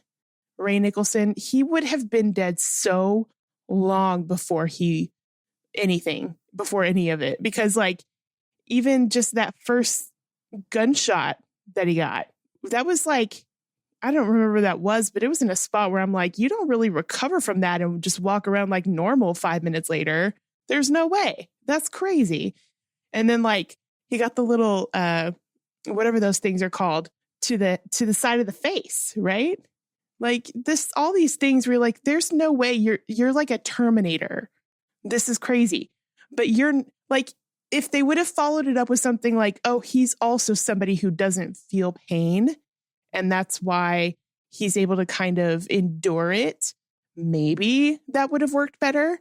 But he was taking so many hits and just coming out like nothing had happened to him except just a punch in the face. Like that's just how they played it with his character. But I wasn't a fan of that because I'm like, that was a lot of the unrealistic elements to me. Because I'm like, there's just no way you would even still be here at this point to even have this showdown at the end with Nate's character, or with Nate as the character. So I just was very like off put by that a little bit. But at the same time, I do know we need to have like our big bad at the end of it. And again, Ray Nicholson did a good job. You know, he was very good at being that villain, but his character didn't feel like they tried to flesh him out really as much as the others. And he was just there to be that guy that was a nuisance and in the way and just a bad guy, you know, even if he was Sherry's brother. But yeah. And then I also agree, like it's real obvious at a certain point that Sherry is in on it. Because it's also like, my first thought was when they take her from the bank too, like, why would they not just kill her? Why would they feel the need to take her? You know, and that's at the point when I'm just kind of like, something's weird here, you know? So it's like they make it kind of clear that something's up pretty early on with that. Maybe not quite that she's in on it, but it could have been like, oh, maybe he knew her and, you know, he like was trying to get to her all along because she was the real job or something, you know, like they could have done it that way too. But her being in on it, it works for this story.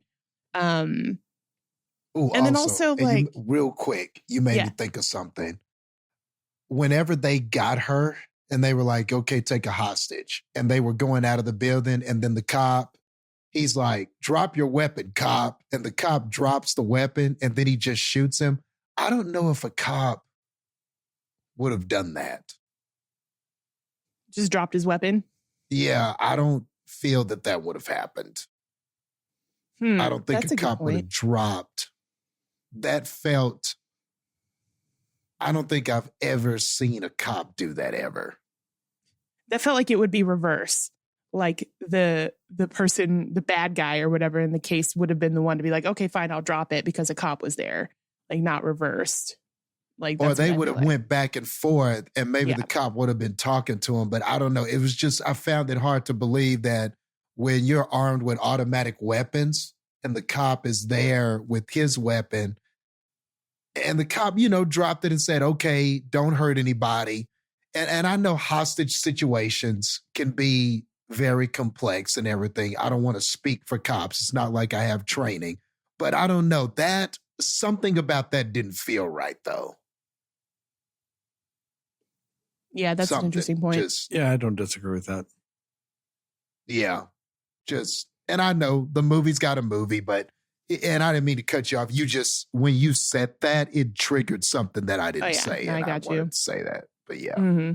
No, totally. And that's a good point. Like I didn't even think about that, but you're right. Like that, the details of this movie don't really try, it feels like, on some of the things. But in other areas, they do try. Like the whole thing of, oh, it's good that she wasn't tied up the whole time. Like it just, they're very hit or miss with what they want to be detailed on. They really only care about setting up the next cringe-inducing fight sequence. That's what this movie cares about the most. Is, hey, what crazy thing can we do with this? Yeah. And that's all it is crazy thing to the next crazy thing. And that's really 100% what this movie cares about. No, that is a very good point. No, it really does. Like, but also along the lines of the cops, I did like our two main cops, Matt Walsh and Betty Gabriel. I really like her. Like she's typically a side character or not a main character in any sort of way. But I really enjoy her. She's just fun when she pops up. And she also has like one of those voices that I'm like, if I was doing like a meditation app, I would want her voice on there. It's just very soothing. I don't know. She's just a very good voice. But because I actually think she's a solid actress. Like, even if you just think about her in Get Out, like just the face acting she was doing in that movie. But I mean, she's been in a few things I know we've seen on the channel, but like, I enjoy when she pops up in things like that. So it was good to see her here in this role because she also like her level of talent that she has as an actress lend itself well to the type of character she should be in this movie. Like obviously doing her job, and she's the one that I guess Nate trusts more than the others. But there's also that sentimental element of like, I understand you because I have a kid and I would do anything for her, and then they wrap it back around with the whole like, hey, my daughter made you a card. Like it was a cute little sentimental moment and it worked for how her character was. But also Roscoe, the Jacob Batalon character, he was very funny. I did really like his role in this, although the trailer ruins it because he doesn't show up physically in this movie for such a long time. And then it's not until he's in that room when like Jack Quaid's character gets hit in the back with that spiky ball thing. But like in the trailer, if I remember right, that's like right after you see him get hit with that, you see Jacob Batalon there with him. So that's coming and who this guy, his like friend from gaming is because of that. And I'm like, it kind of would have been fun to not know that. And he just kind of show up and you're like, oh, hey, this guy, that's cool. Because he was a good character though. And he was very funny. He totally redeemed himself from Taro. Like he actually was funny in this. He actually did do his job in this movie as being funny. But yeah, like I just think it would have been nice if it wasn't revealed like, oh, who is actually his gamer friend, and like maybe you just know who he is if you recognize his voice, but otherwise being like, oh, cool. Like who's it going to be when we see him? That's always a fun thing in movies when they have that type of thing. But yeah, it's especially with the whole Jason Momoa thing. Yes. Because that was a funny banter with them. When he was like, you said you look like Jason Momoa. And he said, well, I kind of do. And he said, at the end, Jack Quaid was like, but it's just he has a distinct look. That was a really funny moment. Yeah. I laughed at that part. But but to your point, maybe if we didn't know at all that was Jacob Batalon, if it was,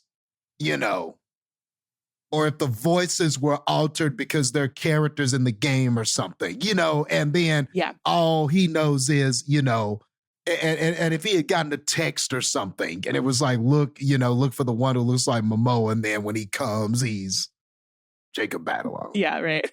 I don't know. Maybe that would have been even funnier in context with that joke, but I get what you're saying. Yeah.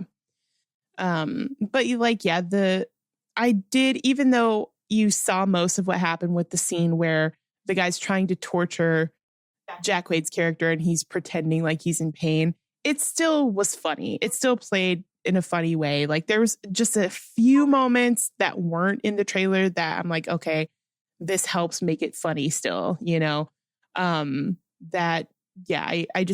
it's just so sad to like, that would have just been such a good bit if you didn't know it was coming. Like it would have been so funny to see it without knowing it was coming.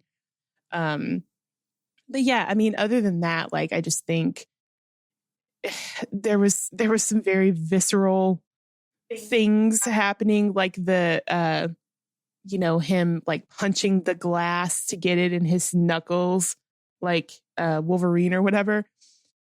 That was very brutal to see because I was like, that looks like, and then the sounds with it, with the glass and him punching it, that was rough. And then the part at the end that you were talking about with the broken the broken bone, and then that bone is just like how he got him. I'm like, oh, what? Like, how do you even? That was actually kind of cool. Yeah.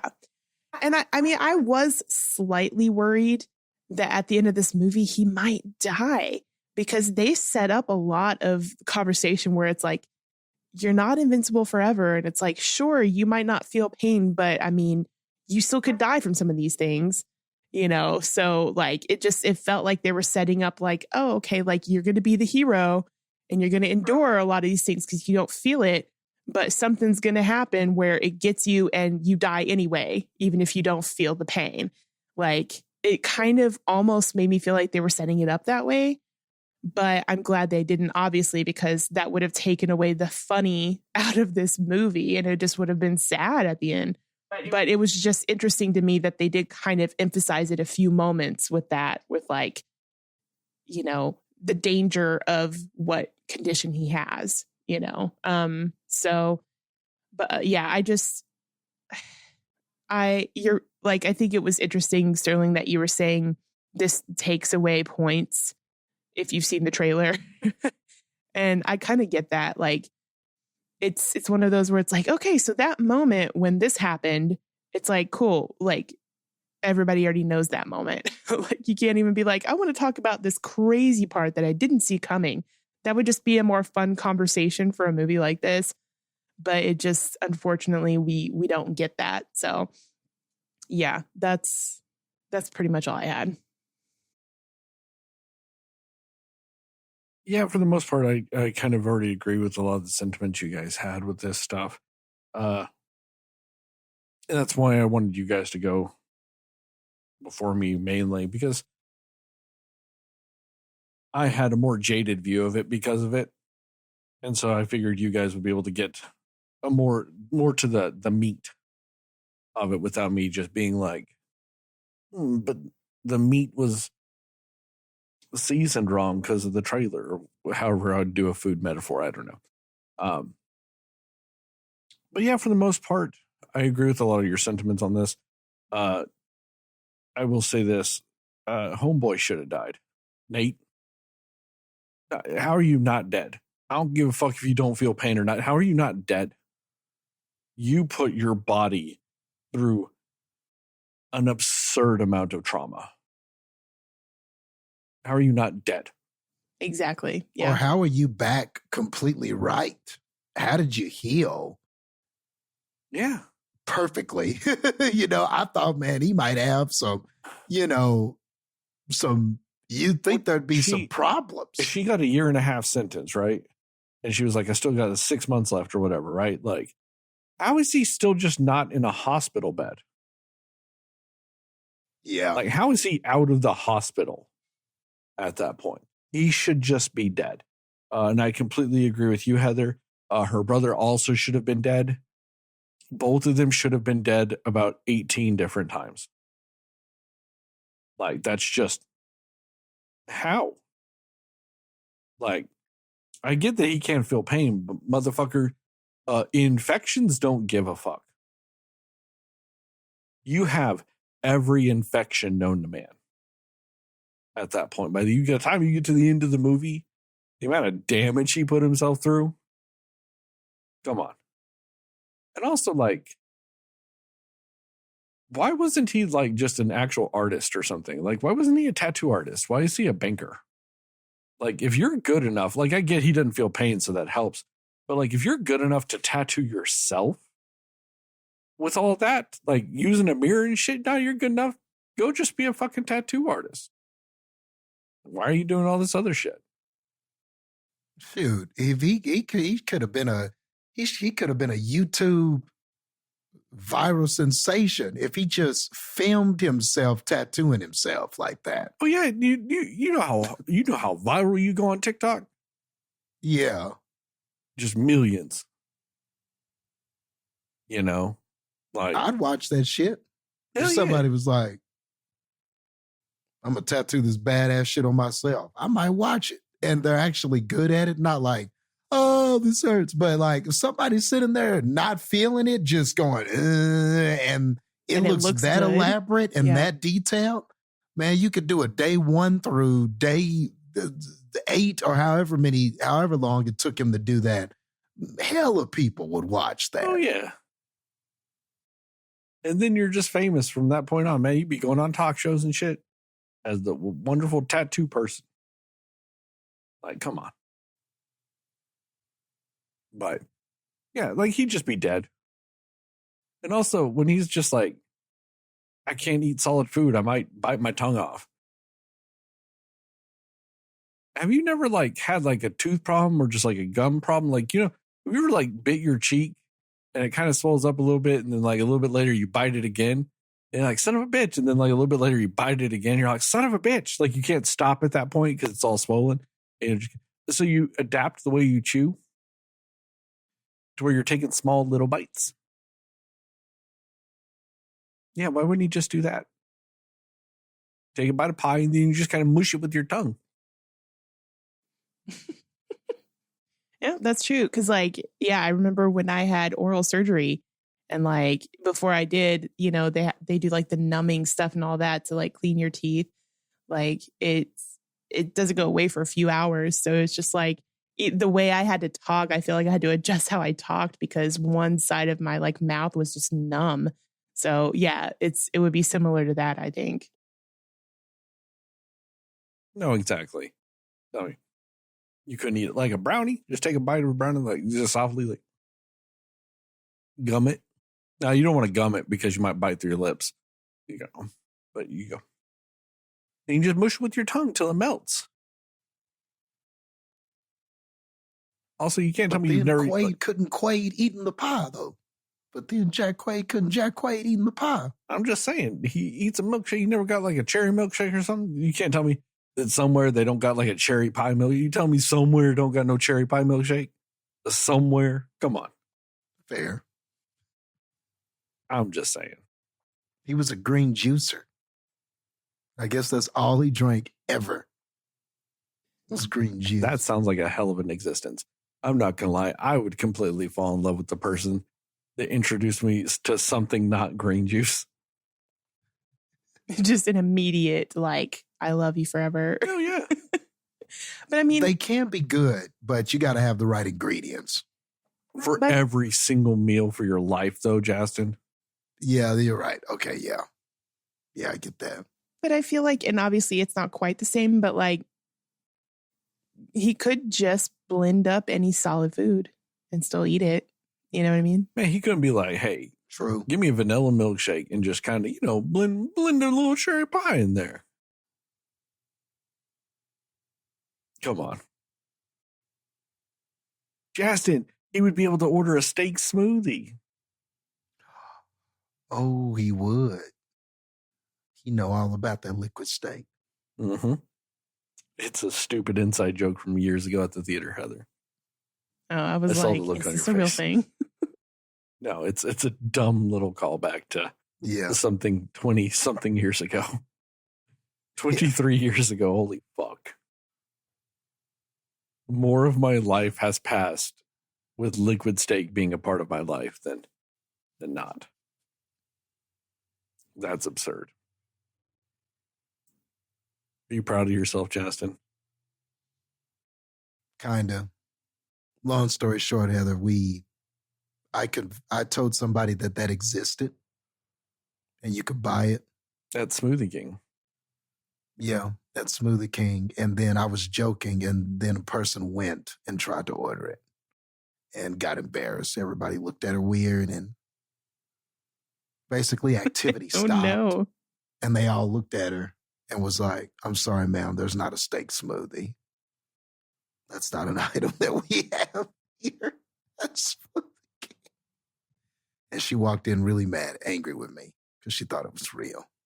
And I had forgotten that I had even you even said it. Did that to her. The sad thing is, Jastin, is you did the same thing with that I had done with Lonnie with Jamie Foxx. A girl we used to know back in the day, Jastin, myself, and Devin all convinced her that Jamie Foxx used to be a woman. And we all just went along with it, and she ended up believing us. And like a year later, she's just sitting there and we're talking about something. And she's just like, man, I can't believe Jamie Foxx used to be a woman. And I look at her and I'm like, what the fuck are you talking about? And she's like, what do you mean? I'm like, what do you mean Jamie Foxx used to be a woman? And she's just like, Sterling. I was like, that was probably the stupidest thing you've ever said. And she was like, Sterling, you're the one that told me that. And I was like, oh, fuck, I did. My bad. You totally forgot you even said it. That's amazing. Because why would you ever believe that as a thing? Like, it's absurd. Like, Yeah, we would do stupid stuff like this to people all the time, Heather. Like we just had a lot of airheads at that time at work, and man, we would just say so much shit like in the book of Second Genesis, that's where John Wilkes Booth assassinated Julius Caesar. Like, I mean, we would just say things to people. But we would do it with such a straight face. It's just you have to sound incredibly serious. And I guess we were just convincing at it. Like, You yeah, were Jack Quaiding, sort of. well, it also helped that if we were ever around each other when this happened and somebody would look to the other person for verification, they'd just be like, unequivocally, yes. What they just 100% true. So you would have 2 or 3 people just automatically going, yep, 100%. Had a steak smoothie yesterday. Medium rare. Fantastic. that's true. We would always, and all we would have to do is make eye contact. But sometimes not. We just know to we just know to Wavelength. maybe back up and affirm. It would. They really would fuck up if they would like, do something like where you come to me like, hey, Sterling, Jastin was telling me there's a steak smoothie. Is that true? And I'm like, yes, it is. It's just because they started it with Jastin said, I'm like, all right, what am I agreeing to right now? Like, Right. Yes. You guys have a real Troy and Abed type friendship here. it's one of those things. It's just like Jastin said, there is. You haven't ordered it yet? Like that's how we would be. It would just so the person would believe it. Like the Second Genesis thing. I believe Dimitri was in on that when he was like, oh yeah, I remember reading that. Right, just before, and that was just before John Wilkes Booth. Yeah, you just add something to it. Like, it's just like, yeah, order it medium rare. It's delicious. Like, you just add a little something. Yeah, you just. And that way it doesn't feel like you're copying them completely. It's just like, yeah, oh, you can order it like with mashed potatoes mixed in. So it's like a steak and mashed potatoes. It's delicious. Like, Yep. just add a little something to it, and it just makes it that much more believable to people. Yep. And the sad thing is like, I'm afraid to do stuff like that now. Yeah. Because people Completely are different world. crazy. People are crazy. People are too crazy now. It wouldn't work now. But Heather, we were really good at it. Like we spent an hour talking about a metaphoric literal sniff. Like, you got to understand, because and it was only because we were meeting somebody new. And I mean, Jastin and I had an hour-long debate on whether or not I'm a praying mantis. I feel like I remember you referencing that before. We've had a decades-long feud at this point of what's better, an albatross or a bear. I mean, Yeah, you had that on this podcast one time. it will forever be a thing. It's just with all that too, and like nowadays, I would be super worried if you tell somebody to order a steak smoothie from Smoothie King, they're gonna think that means there's some like underground weasel farm at that makes like fur coats for illegal immigrants, and they have to bomb the place. yep. Unfortunately. They're like, I know what steak smoothies code for. Or they'd be sitting there going, man, I went to my Smoothie King and they said I couldn't order a steak smoothie. Thanks, Joe Biden. What is Biden's America coming to? Sterling was telling me about how great a steak smoothie is, and we can't even order it anymore because the libs don't want us to.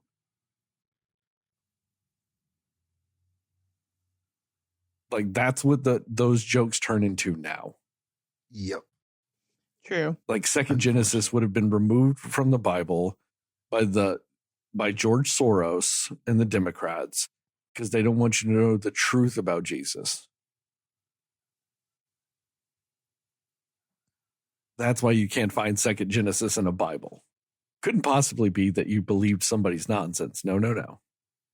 It was removed from the Bible due to a secret world order hiding the truth about Jesus. Yeah. Because Trump's Bible has it. I mean, why would you need a second one? Like, I mean, it's just. Especially because it's the second beginning. Yeah, that's why it's just so stupid that anybody believed it. Because why would you need a second Or one? a second Exodus. A second Yeah. exit. Exodus.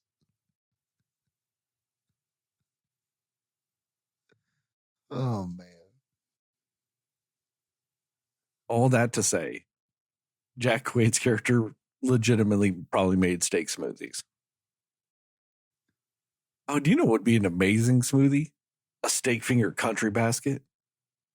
Oh, Steak fingers, French fries, toast, and just pour a bunch of gravy in there and blend it. Oh, that sounds like heaven. don't talk about steak fingers. You're going to make me cheat tomorrow. Don't do it. Jastin, all I'm going to say is you have the ability to go to Dairy Queen and get a steak finger country basket. I don't. That's right. Don't take it for granted. Right. That's all I'm saying. Don't take it for granted, Jastin. If you're feeling steak fingers, you go get that country basket. That's all I'm saying. The things we take for granted in this world. Steak fingers, Whataburger, steak fingers from another restaurant. Because steak fingers just don't exist up here. And I don't get it. Yeah, I agree. It's a sad day. That was my go-to at Dairy Queen. It's everybody's go-to. Nobody eats anything other than a steak finger country basket or a chicken finger country basket. Those are the only two things that people actually eat. Outside of ice cream. You know what I mean? Well, like if you want food, it's that. I know they've got burgers. What is it? The Hunger Buster. No one's ever actually eaten Buster. They're just on the menu. If you actually order one, no one there knows how to make it. Because they've never made one. Probably right. They'll be like, oh, steak fingers.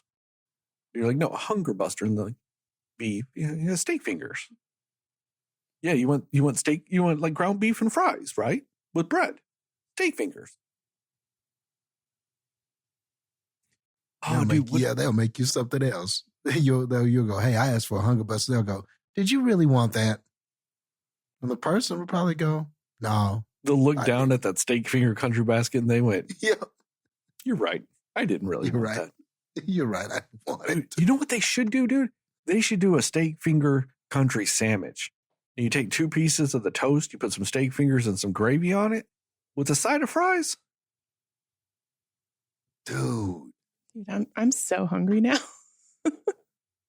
that would eat. Nobody should ever underestimate the amount of amazing food combinations a gluttonous person can come up with. That would be sick, Sterling. Jastin, you know a little bit about that gluttonous life, right? I mean, it's all that stuff comes together anyway. You're just making a sandwich out of it. Yeah. It's great. I know it would taste great.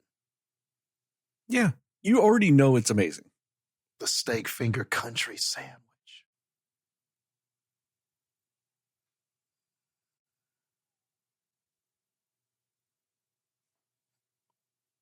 Dairy Queen, you can have that for free. I mean, next time I'm down in Texas, I'm gonna go to a Dairy Queen. I'm gonna order steak finger country basket, and I'm gonna ask for an extra side of Texas toast. Make it my damn self.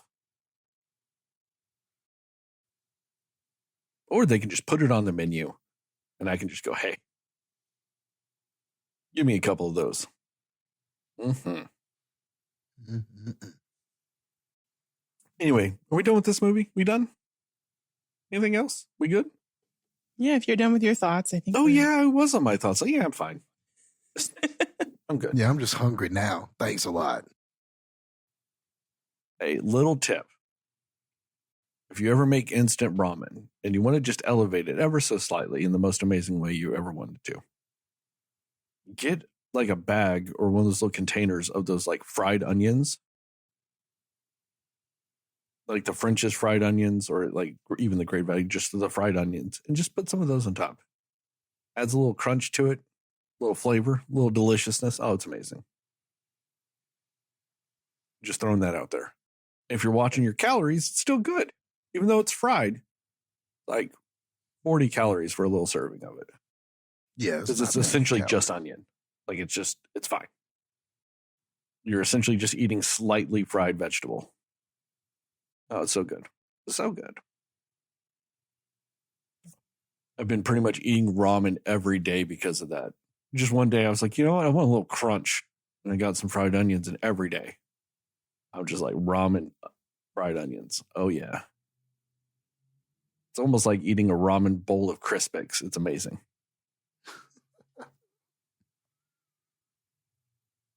Oh, man. That's all. I just want to tell everybody about that. It's super good. And also Yinglings in Illinois. We're not sponsored by them. It's just delicious. Only good thing Pennsylvania ever did. Yeah, I'm calling you out, Super Bowl winning Philadelphia Eagles. Yeah, I'm fine with that. Not like Jastin. They're not my rival. I don't give a fuck. They can win all the Super Bowls. No, not all of them. Just give us some. Give Dallas some of them. Jastin, come on. Don't be doing that to yourself. Love yourself, Jastin. Don't do that to yourself. You guys won 5, and you'll never win one ever again. I don't like that. Hey, don't worry. Tennessee's not doing a good job of getting one either. So we went to one once. Went to a couple of championship games. But, outside of that, it's not looking good. We were only the worst team in the league last year. Which is kind of funny because, we were the worst team in the league last year, and Dallas probably got called the worst team in the league more when we just were. You'll have somebody on some show, was it Stephen A. Smith, just railing on for an hour and a half about how Dallas is the worst team that's ever existed in football. And we're sitting there just the worst team, hands down.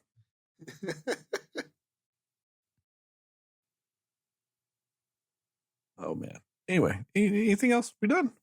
Yeah, I think so. We're done. On that note, thank you guys for listening to this episode of the Cinema Slayers podcast. Check us out on the internet at www.cinemaslayers.com. We're a Cinema Slayers podcast on Facebook. We're Cinema_Slayers on Letterboxd, Threads, Instagram. We're at Cinema Slayers Pod on YouTube and TikTok. Shout out to Plug Me, and Window Cho for our theme song and logos, respectively. Tell your family, tell your friends, tell your friends' family, tell your family's friends, and most of all, tell those dear sweet mothers, because dear sweet mothers love Jack Quaiding. And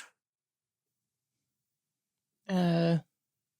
Amber Midthunder, because she's just always great. Oh, yeah, she is great. I thought you were talking about your onions again. that too. Man, just save some of the, don't put them on the green bean casserole. Save some for some ramen. That's all I'm saying. Give us 5-star rating and review. We really appreciate it. Really help us out. We here at the Cinema Slayers podcast are pro slut, pro Sydney, pro naked. You know what I'm going to add to that? We are pro slut, pro Sydney, pro naked, and pro steak finger. Love it. Probably the least controversial thing I've ever said. Pro steak finger. Yes, it is. It is, sir. It is. You. Yes, you Cinefans, you are enough. Justice for Chris, justice for Todd, justice for all those wonderful stunt people, animators, and caterers that make all our movie-going dreams possible. Because they make Hollywood go round. And as I always end the YouTube, the TikToks, and most importantly, this podcast, just remember, according to Jastin, yes, the man is back. Jastin, Moon Knight is a Best Picture winner.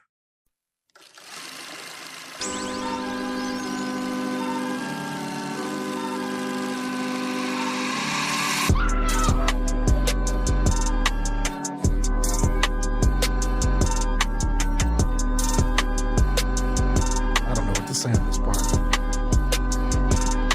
think I also could have said Mothers Love George Foreman Girls. Mothers do love George Foreman girls.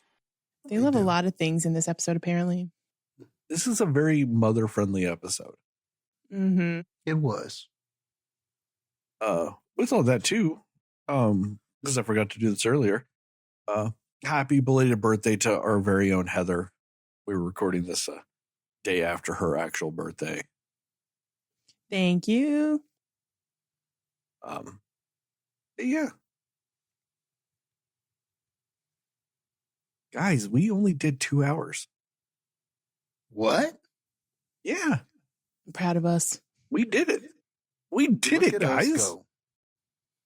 You guys remember when we did 2.5 hours on no, I'm sorry, 3.5 hours. When did we do? We did 3.5 hours on, I don't know, one of these mediocre movies we've watched. We've gone 3 Was it hours. Pooh, Blood and Honey too? Was it? We did do 3 hours on Poop Blood. Yeah. But we also did 3 hours on Captain America, 3 hours on Hard Eyes. Somehow we got the Monkey and Paddington in just under 3. Jesus. We're getting back in a rhythm. We're getting it fixed. Even me rambling right now has only added a minute. Right. Oh, anyway. Getting better. Getting stronger. Are we doing what did I say was the equivalent of the training in Africa? Have we been training? Is that what it is? We're actually now adjusted to the climate? Maybe so. Got to get that stride before summer, Got to hit that summer stride. Oh, brother. All the movies. Just got so many movies coming in, guys. All right. Anyway, I'm out.